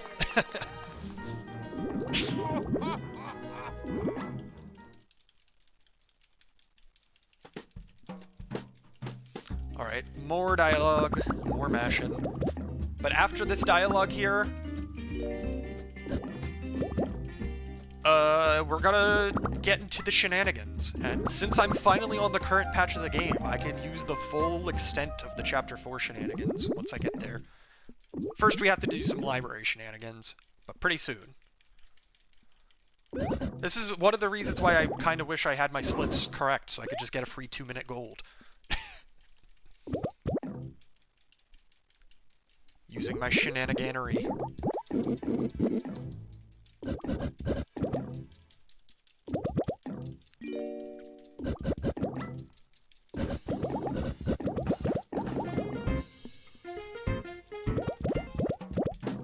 Yeah. The real problem with Phase 3 of the Captain Silver fight, though, is casually, you think that, oh, if you just clear the parrots out, that'll make things a lot easier. And that is not the case in the slightest.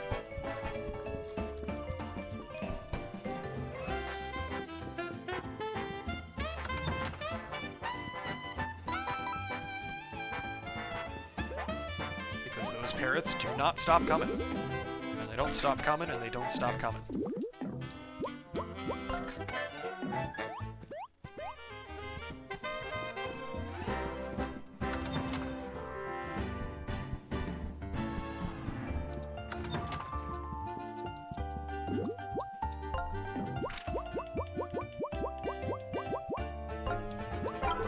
Alright. I don't... No, they don't give me XP. Something I figured out, I don't know if it's true for every fight that spawns enemies during the fight, but I did notice it was the case with the volcanoes at the very least, that the little coal dudes that they spawn do not give any XP. Oh, we're just getting all of the raids tonight. Welcome in, JCog. Hello. I appreciate the raid. Hopefully the all badges went well and you PB by an actual amount that makes you not hit the run. Ah, dang it. Alright, so this jump's a little finicky. There we go.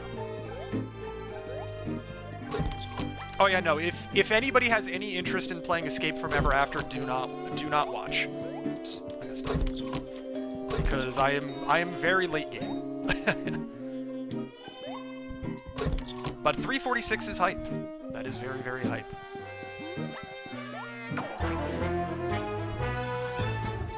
Also, if you're wondering what's going on with my splits, I accidentally reset my splits like an hour and 20 minutes in the run, and I did want to reset the run, so we're just rolling with it.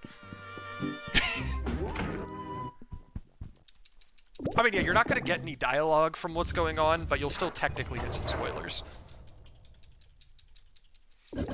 But I do appreciate the raid.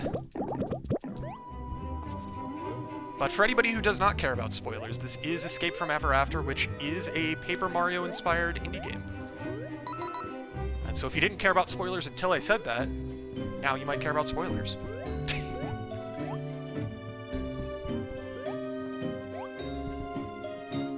Alright, so move this over here. That's good. Move this over here. And do a funny jump. That's not gonna make it.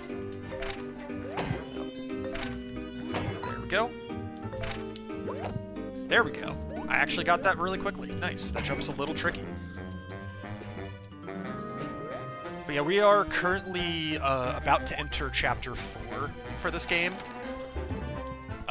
So yeah, like I said, we're a good ways in already.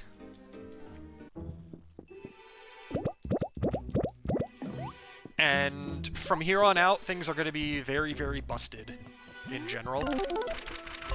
So even if you were to stick around and you didn't care about spoilers, you're also not going to get the most spoilers possible because I'm going to be skipping a lot of stuff.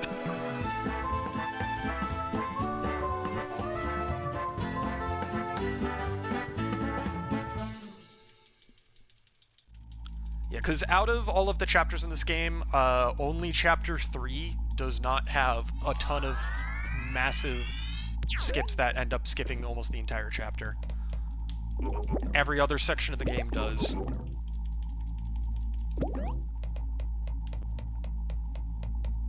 And Chapter 4 is no exception.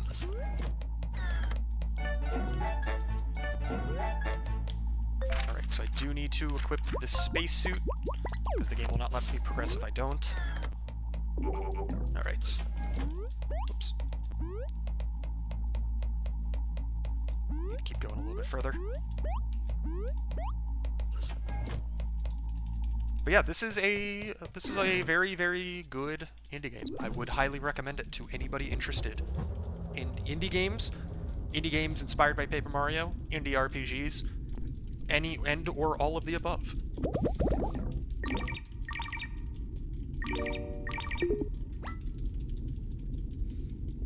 Oh no, story is happening on screen right now. I wonder what could be happening. It's a shame the game's not in English, so we'll never know.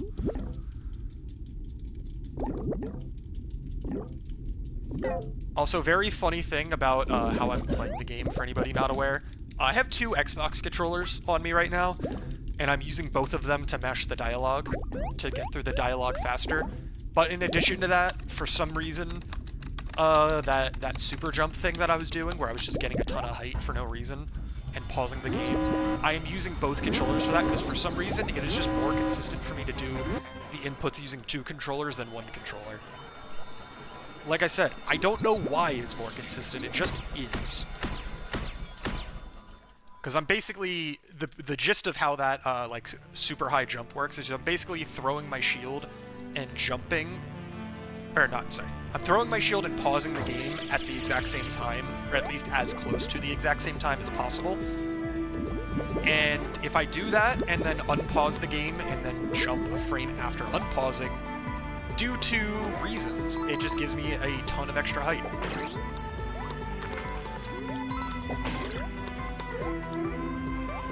I mean, no, it's not even a muscle memory thing. It's like, I literally... Oops. No, that was... I thought I didn't make it, but I did. And then do this. Go.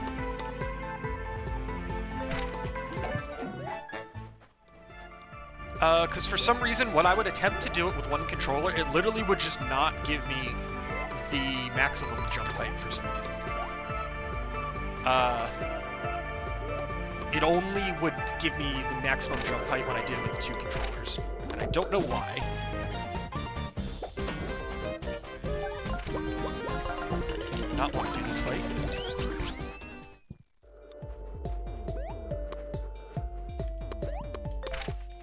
Alright. But yeah, I'm going to be skipping pretty much all of the puzzles in this area because I don't need to do any of them. I have the power of not quite flight, but not too far off from it either. Alright, so that berry that I got actually used to soft lock the game. But thanks to an update that Xbox finally got access to, like, multiple weeks after PC, I don't have to soft lock the game if I get that berry early anymore. And so if I had my splits active, I would be getting, like, a free 2-minute gold on this split as a direct result of it.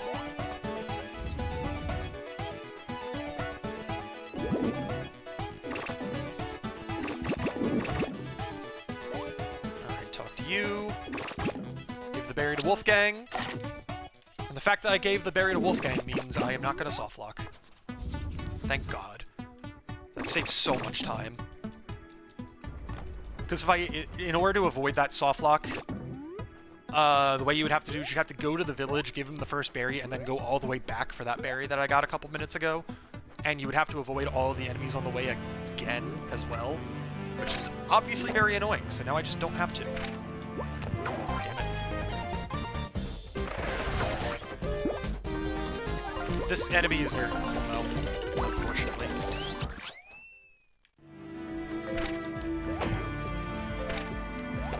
Oh, how did I not make that? Whatever. Let's just try this. He's not aggroed on me, so let's just hope for the best. Alright, cool, I made it across. That jump's kind of annoying, that's why I was trying to do an alternative jump, but ended up not being necessary. Whatever, I made it across. Wasn't clean, but I made it. Alright. I mean, this run I'm going to do something that I do not normally do in speedruns, which is I will go back and retime, not just the run itself, but I will retime my actual splits as well. Assuming this PBs, of course, which it should. As long as nothing goes horribly wrong. He's dead. Because that 2 minutes of free time save, as long as everything else in the run is about on par with my PB, I will PB by like 2 minutes because of that skip alone. And there's also a lot of other spots in the run that I can save time in addition to that. Like this section here, not the specific split, but when I re-enter R&D later in the chapter, that split did not go particularly great in my PB because I messed up the R&D skip for like a solid 45 seconds. So if I get it like first try, I will save a lot of time. Also, banger. This is one of the best area themes in the game. And that's saying a lot because this game has a lot of good area themes. Alright.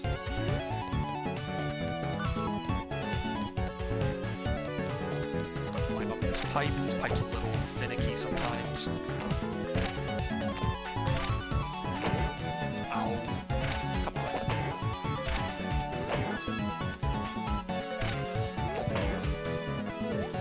This way it's finicky, because if you're in the wrong spot, it eats your jumps. But we got it. Didn't take too long, thankfully. Alright, that cuts out a whole section. That would be how I would normally get up there. Also, now I can skip to the next split.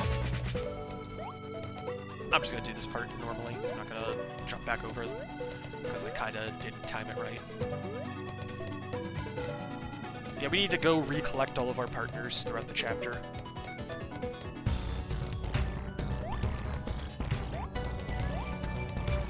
But yeah, if you want to have an idea of what kind of pace I'm on, add 1 hour and 19 minutes to my current split time. And that'll give you an idea of what my current pace is. It's not an exact amount because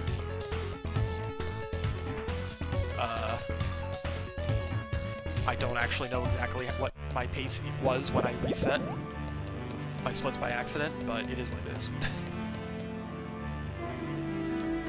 Why am I doing this? There is a faster way to get up there that I just didn't do. Whatever, it's fine.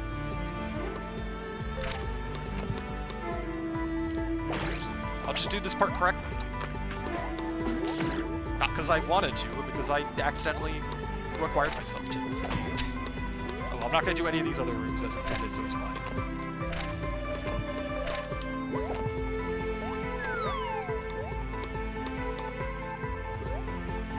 Alright, so I'm going to hit that.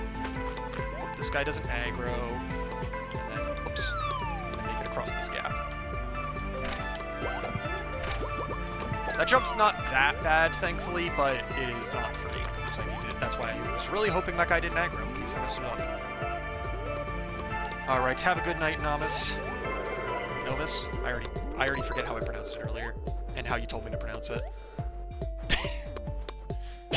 This is what happens when I fry my brain with a very scuffed run, as I just forget stuff. Regardless, have a good night.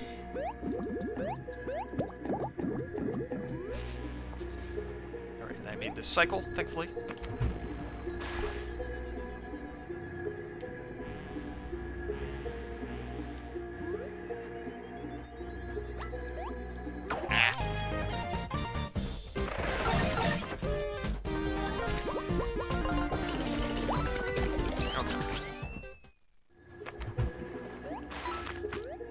Thankfully, I'm at the point where money does not matter from here on out for the rest of the run, so encounters just lose time. I don't have to worry about money when I run from the encounters, which is nice.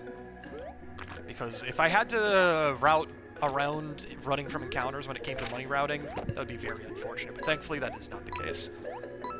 Because I only need to spend money one more time, and I only need like 35 coins, and I have way more than 35 coins.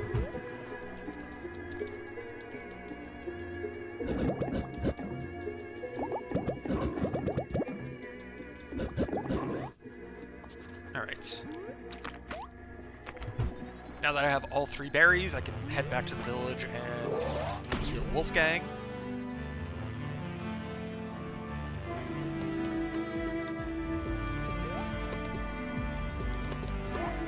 Alright.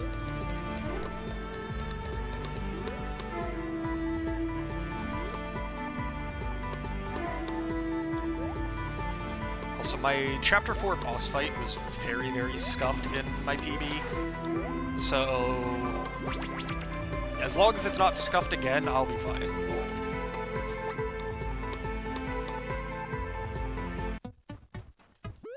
And I will save a good chunk of time there, if that's the case.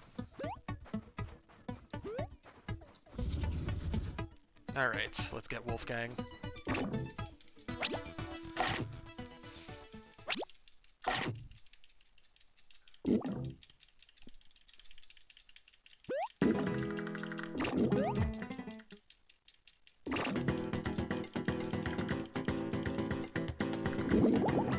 Alright, now that we have Wolfgang, we can go back and get Tinder.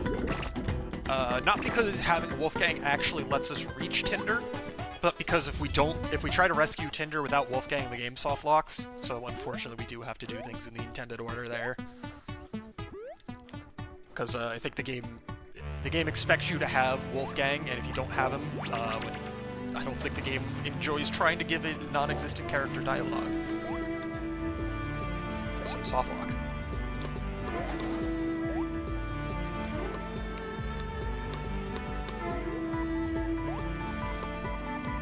Alright. like I said, if you add about like 219, 220 onto my pace, you can figure out what my actual pace is, and so that'll give us an idea of what kind of time I'm on.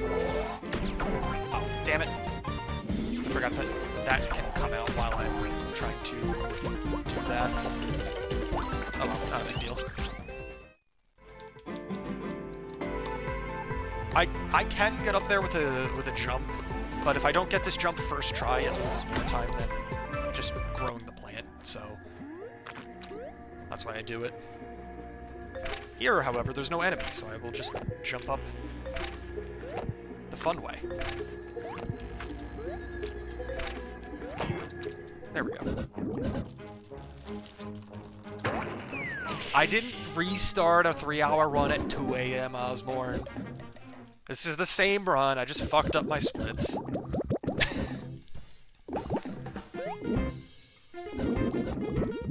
I was an hour and 19 minutes into the run when I accidentally reset my splits, and I was like, I'm not actually going to just reset a run because I reset my splits when I'm on an acceptable pace, so I just decided, fuck it, and I'll just keep going. And so yeah, based on my splits, and the fact that I was at about an hour 19, I'm about like 2.5, 3 minutes ahead right now, which is pretty cool. And if this split goes well, I'll be even further ahead. No, that is exactly what I'm going to do, is I'm going to take this run, I'm going to plop it into lossless cut, and retime it there. And do it all manually.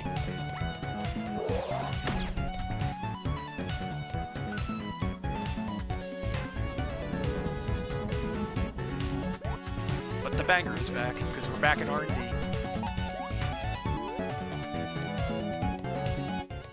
And the banger is gone because cutscene.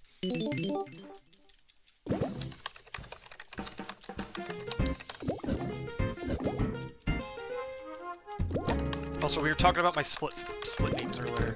And so, yes, I did name the split where we go through the R&D labs R&D's nuts. Because, genuinely, what else could I name the split? I feel like I'm legally required to name it that.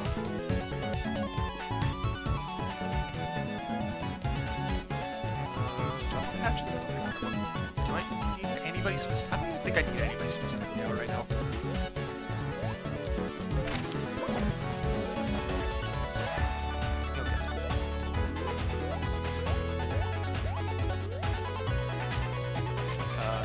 Down here.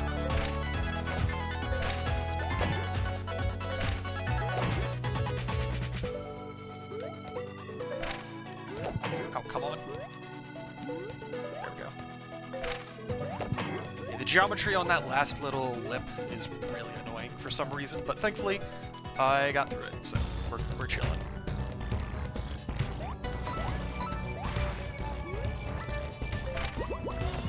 Ow, damn it. I was trying to get a jump off, but I failed at getting the jump off in time. So, extra encounter. But if the actual R&D skip goes well, then that'll make up for it.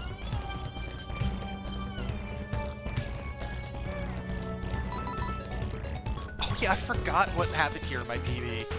I accidentally menued down here, and if you menu down, you have to fight this guy. If you just pick the first option, you don't have to fight this guy. But I accidentally menued down for some reason, I don't know why, in my PB, and I just lost like 45 seconds as a result. It's really funny that that happened, but also genuinely, why did I do that? So yeah, just by not doing that, I saved like 45 seconds. Wild how that works. Alright, time for R&D skip. I do actually need to lock in a little bit here. Alright, got there.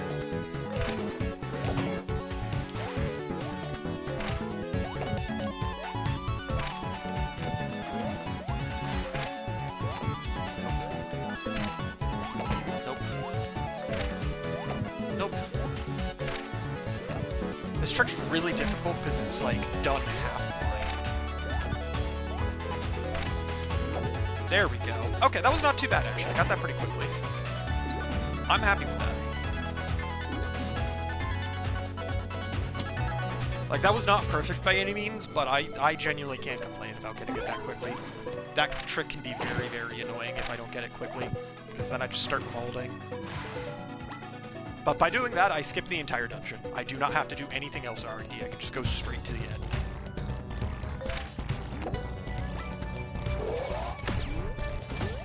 Just open this door and I'm good. Unfortunately, at the end of R&D, there is a lot of dialogue to skip through before I have to actually make it to the boss. Because there's actually another mini-dungeon before the actual boss fight, but first, we gotta get through dialogue.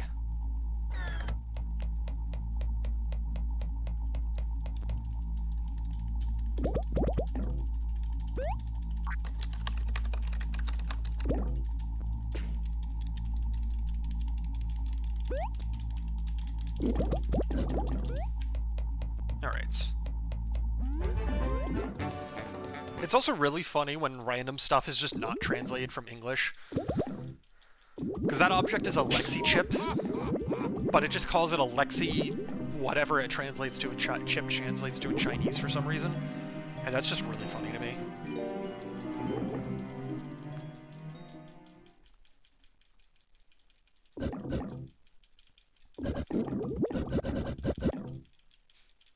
Alright.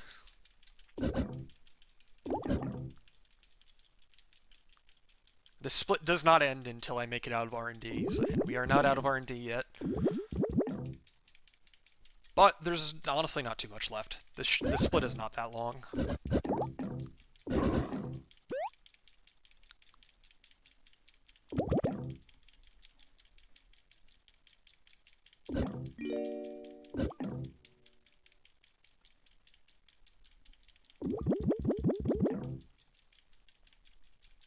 The split used to be significantly longer, but then somebody found R&D skip, and then that made it so that we could skip the entire dungeon, which saves like 2 to 3 minutes over a good R&D, and like 5 minutes over a bad R&D. And I have never had a good R&D, so this trick saved like 5 minutes for me.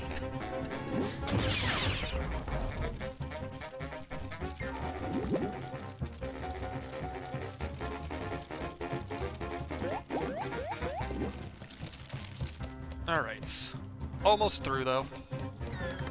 Bit more dialogue, scripted fight, and then bit more dialogue after that. Whoops.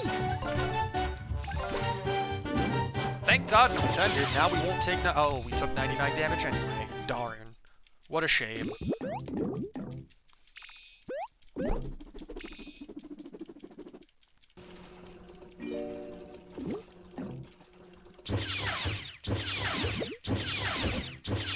Also, it'll always be funny to me that the shields in this game make lightsaber noises. I will always appreciate that. Okay, so I'm like actually almost 4 minutes ahead, I think, after that split, which is pretty good. I think it's somewhere between like 3.5 and 4 minutes ahead, which I'm pretty happy with. As long as I don't botch the rest of this run, I think this is shaping up to be a 239 or better, which I'm pretty happy about. Make sure I go this way.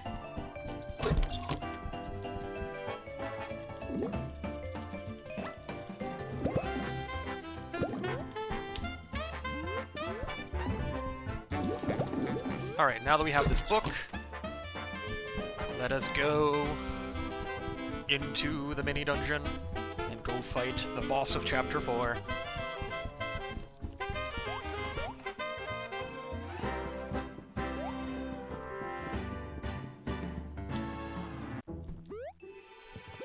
Alright, let's go.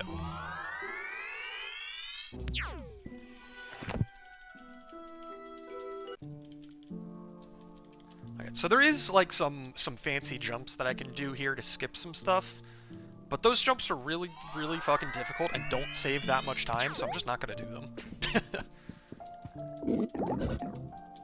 Because there's, like, a whole thing where you have to, like, lower a bridge or something, or, like, swim across the body of water instead. And you can just skip it by doing some very precise jumps onto an island to just get across the water naturally. By doing that, I say naturally as if that is what you're supposed to do. It is not. This is what you're supposed to do. As you can see, that puzzle takes like 10 seconds to solve. Jumping across there does not save much time. Genuinely. But if you were to get those jumps quick enough, it would actually save time. Alright, and then I get up here, and I could skip this entire area. And skip the puzzle that we're supposed to do. I'll do a safety save. I shouldn't need a safety save here, but you never know.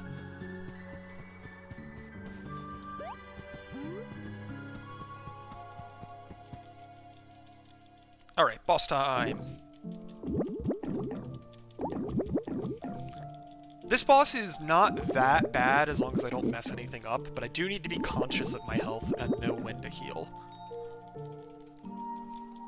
And I need to make sure I don't mess up my action commands, that's the other thing. And if I get good poison RNG, then I can potentially save some time, but we'll see. I have no control over if my poison RNG is good, which is why we guarantee poison after a certain point. Alright, darn. No lucky poison, so I don't get any extra damage in turn 1. Also, banger. This is probably my favorite boss fight theme in the entire game. It is very good.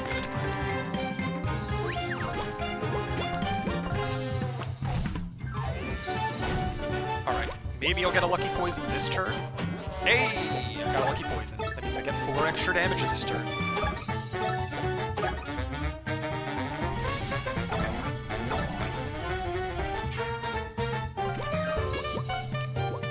This, I'll heal next turn, I think, because he's been doing a lot of damage.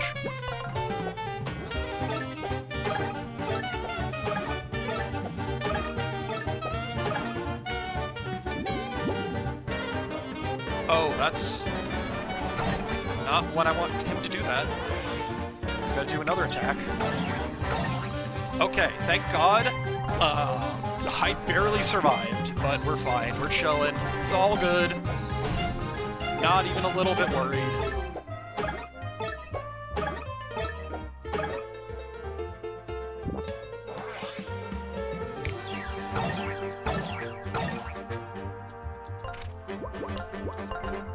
Alright, do this. Get some more damage off.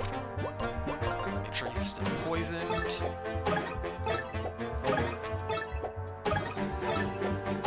Alright. And then maybe dead this turn. Not actually sure if that's going to be the case or not. No, can't do that. Do that then. Bad menuing. That's fine. And he's dead. Hell yeah. Okay, that went really well.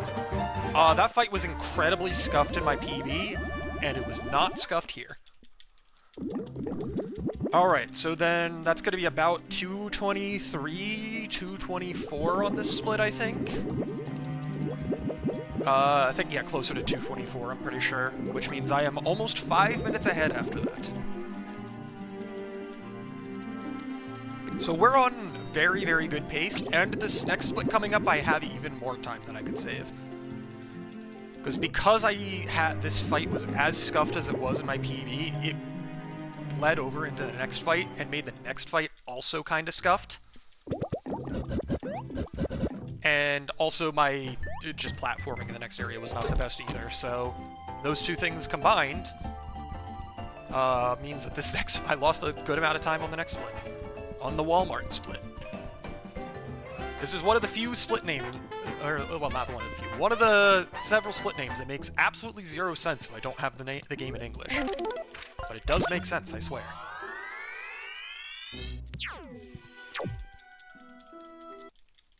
I mean, it's not even that we're going to Walmart, it's literally just based on one specific line of dialogue that I named this Walmart.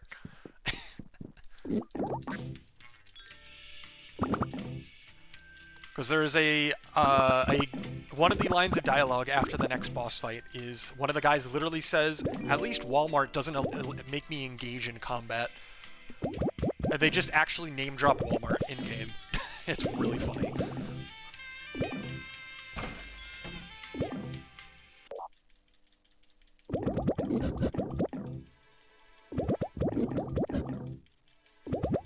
Alright, but thankfully, as long as I don't mess anything up, the next 2 boss fights are not difficult. They're actually some of the easiest fights in the game.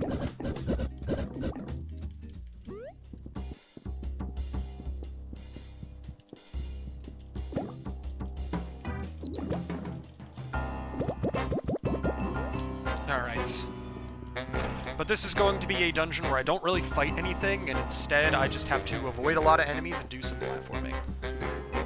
And then I make it to the final 2 bosses and absolutely demolish them, and we're good.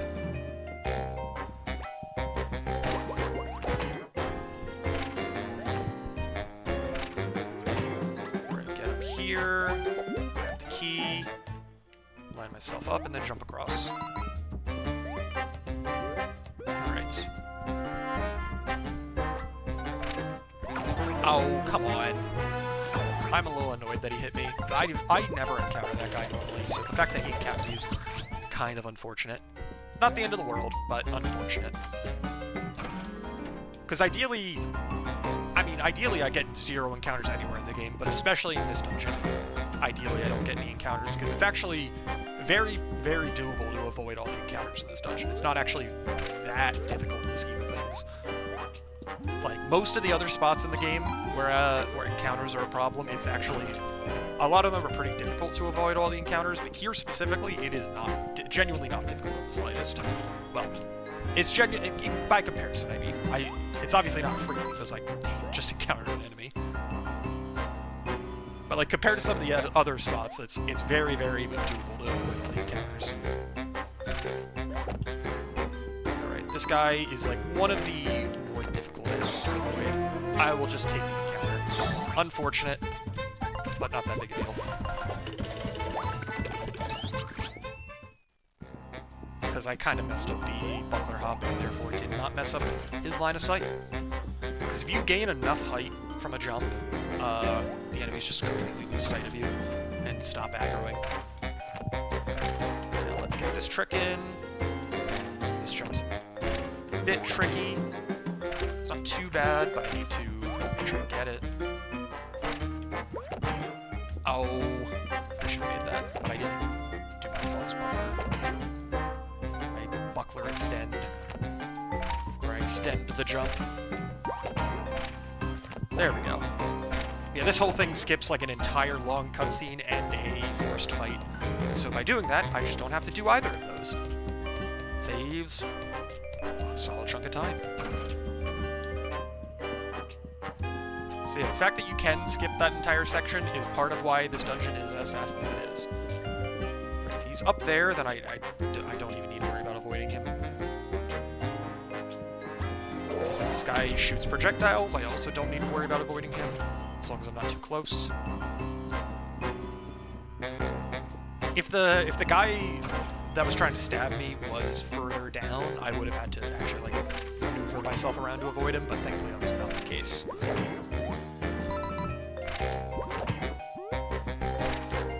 Whoops. Come on. There we go. And that guy's easy to dodge. And only a few more rooms to go. I think 2 or 3 more rooms. This room doesn't even have any enemies in it. Whoops. There we go. I don't want to read the sign. Stop making me read the sign.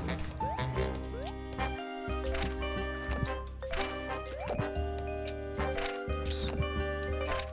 There we go. And I'll switch to having Eva out, because I'll heal soon. And I just need to make sure whatever partner I have out has some health, in case I get a bunch of first strikes against me. Alright. Avoid that guy. Avoid that guy. Cool. Oh, okay, he almost chased me down. Alright, now I get to do some equips. Unequip that from you. That. View with that. Unequip that. There. And heal.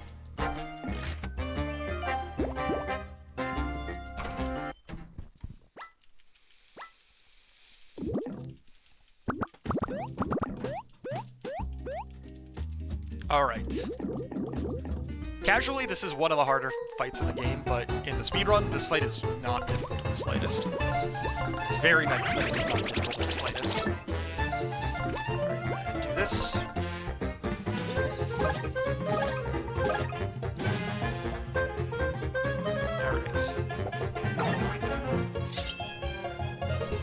Whoops, missed the block. No, it doesn't really matter, but I did miss the block. Ouch. Alright, budget cuts. That means 2 bear boost, turn 2. Brew romp, or brew rush. Romp. Okay.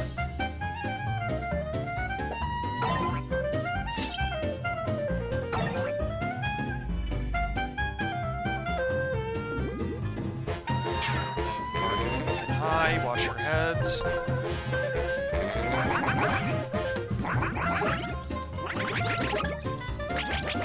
Do this. And then with you, go ahead and use this. And there we go. That's the entire fight. That fight is very difficult casually because it's one of those fights where you need all of the enemies to be dead at the same time. And thankfully it gives you like a couple turns before they start reviving them after they die, but obviously casually that makes it very difficult having 4 enemies attacking you at once and having to manage all their health so you can take them out. But, yeah, like I said, not that bad. Easy 3-turn fight. And the only reason that might not be that easy specifically is if the RNG goes a certain way and Eva takes too much damage, then she has to heal instead of using the bomb there. And if she has to heal instead of using the bomb, then it just takes an extra turn, basically.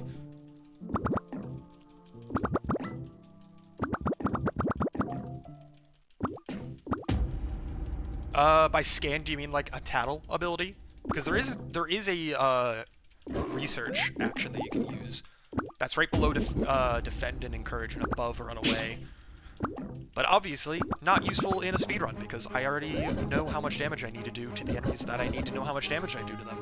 And for the enemies I don't need to worry about that, I just wail on them until they die. But the final boss has 132 health.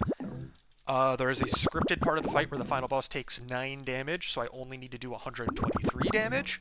And the way it is routed, as long as I don't need to take a heal turn at any point in the first 6 turns, the fight will be over in exactly 8 turns with an exact kill. If things deviate, then I have to... It is always going to be over in 8 turns, but what I have to do on the last 2 turns might change based on how the fight goes. Optimally, I do not need to heal at all, though.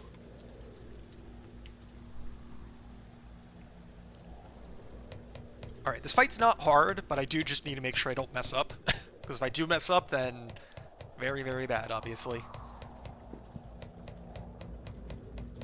But assuming I don't mess up any of the action commands or the menuing, this fight is not bad. Like RNG, the only thing that matters for RNG is whether or not I need to heal, and then as a result use an extra action later on in the fight.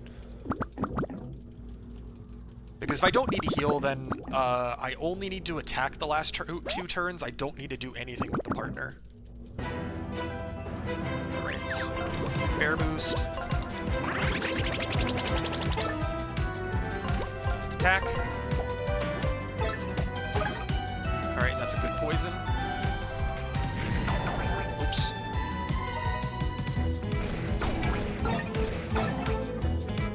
This is shocking. This I might need to heal. We'll see. Oh yeah, I got burned. There's a very real chance I need to heal, unfortunately. We'll see.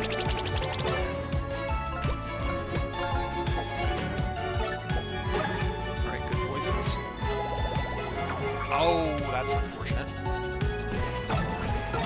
Not that big a deal as long as I nail my blocks, but because Patches getting poisoned doesn't matter that much, but it's still unfortunate.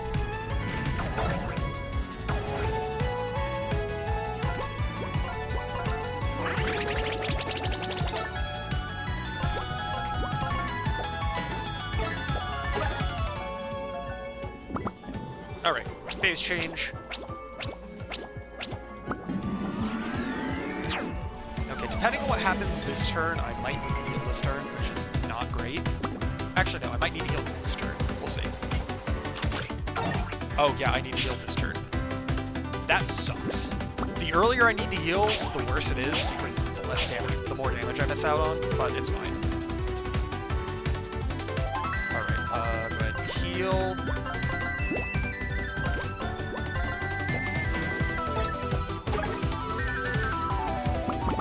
Thankfully, I still got the phase change there. I wasn't actually sure if I would, but I might not get the phase change here because of how the damage is working out.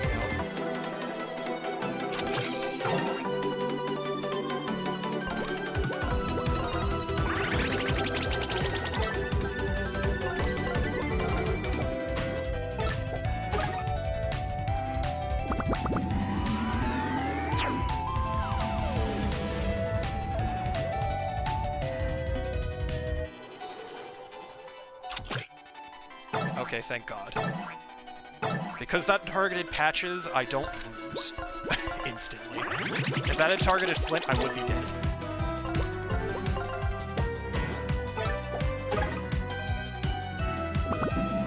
Because if she goes into that phase with a damage boost, it just takes out almost all of the health on whoever she attacks.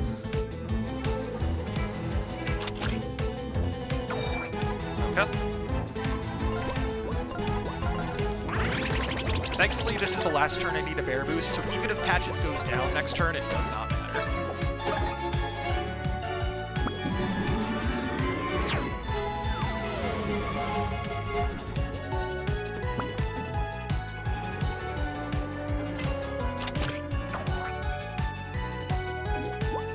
I don't care. Alright, just to be safe, I'll barrage this turn, but I shouldn't need to.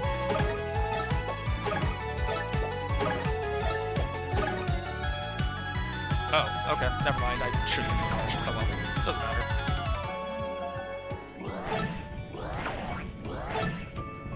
Alright, I just need one extra turn, apparently. That sucks, but it doesn't really matter. That should kill.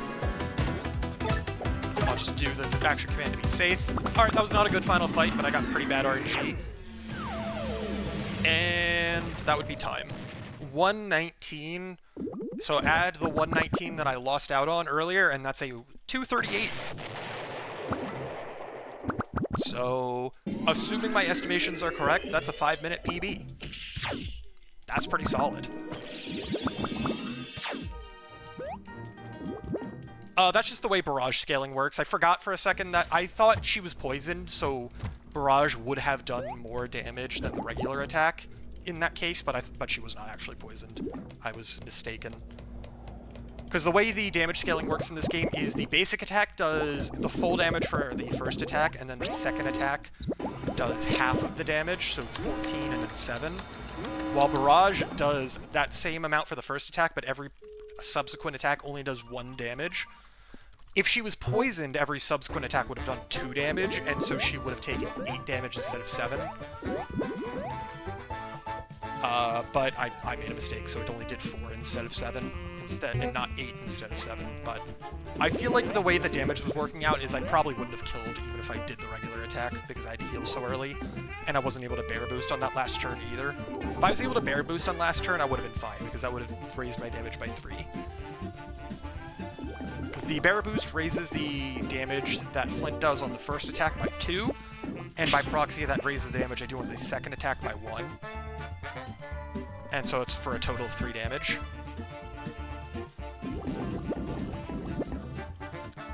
But yeah.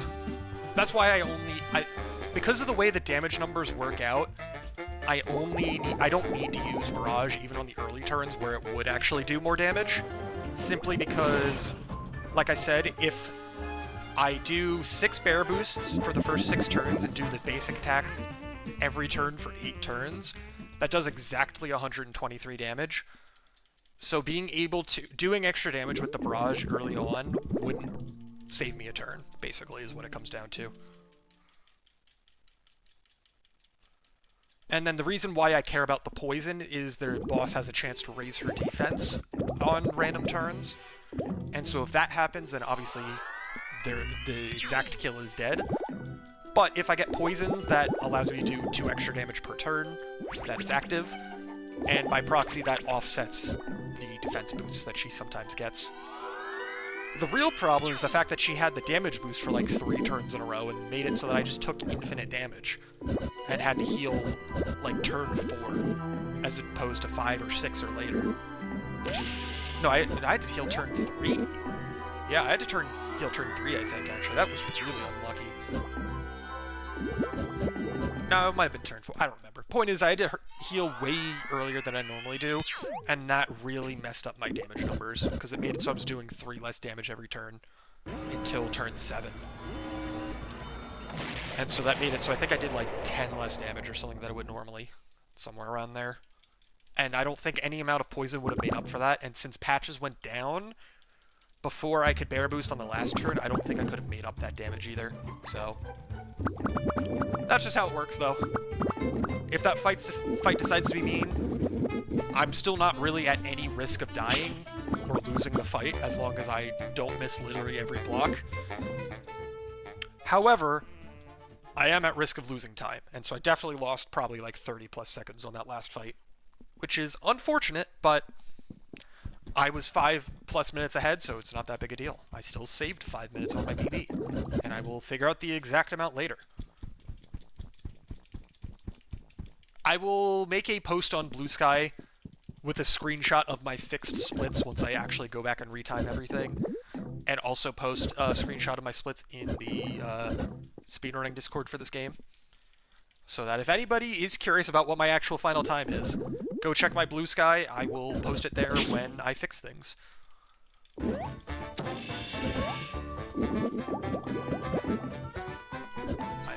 I'm just illegally examining Blue Sky if anybody does not know, is not already aware of my Blue Sky handle and does actually want to know what my final time is.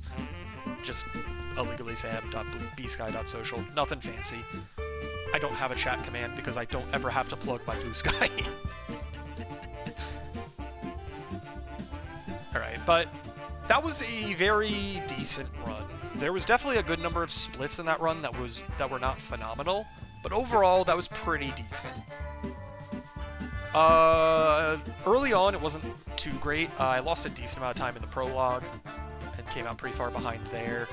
I messed up a few jumps in the next split a few times, but and got a few extra encounters as well in the second split, but overall, that split was fine. I saved time over there.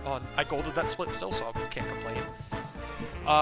The Enchanted Woods split, I did save time on that split. I did gold that split because I finally did one of the skips in that split pretty decently. However, I did mess some other stuff up in that split a little bit, so I didn't save as much time there as I could have, but I'm still happy about that. This was still when I had my splits active and didn't accidentally reset them, so I still know what I did on some of these splits, and yeah, I golded a cab because I think I just did good menuing and overworld movement, so I golded that split by 10 seconds. My library was pretty not great, so I lost some time there. I don't know why I lost a ton of time on that next split, but I did lose some time there. My Cthulhu split was actually pretty good, so I saved some time there. That was one of my best Cthulhu splits, honestly. And then my first Chapter 3 split was one that I didn't save time on, even though my fights were better than last run. I think it's just because some other stuff was worse, like some of my movement, etc., etc. My Molten Maw Volcano was actually pretty solid. The fights were okay, not perfect by any means, but they were pretty good. My Captain Silver fight was good, but I did mess up the 3 blind mice fight, and so I definitely lost like 30 plus seconds because of that. Oh no, I did actually save a lot of time on my Molten Maw Volcano split because my 3 Little Pigs fight last run was actually really bad. I got bad RNG on that fight. And then my Chapter 4 was just, obviously I saved time everywhere in that split, partially because of the new skip, partially because I did other skips better. My Mr. Moon fight wasn't scuffed, and I got the 1 trick jump there pretty quickly, so that went well. It's Ever After Ink split was really good. I didn't really mess up any jumps that much, and my board fight went really well. And then my CEO fight was kind of hot garbage, but that's fine. So, still got a good amount of room for improvement in there, but not too shabby. I will take it.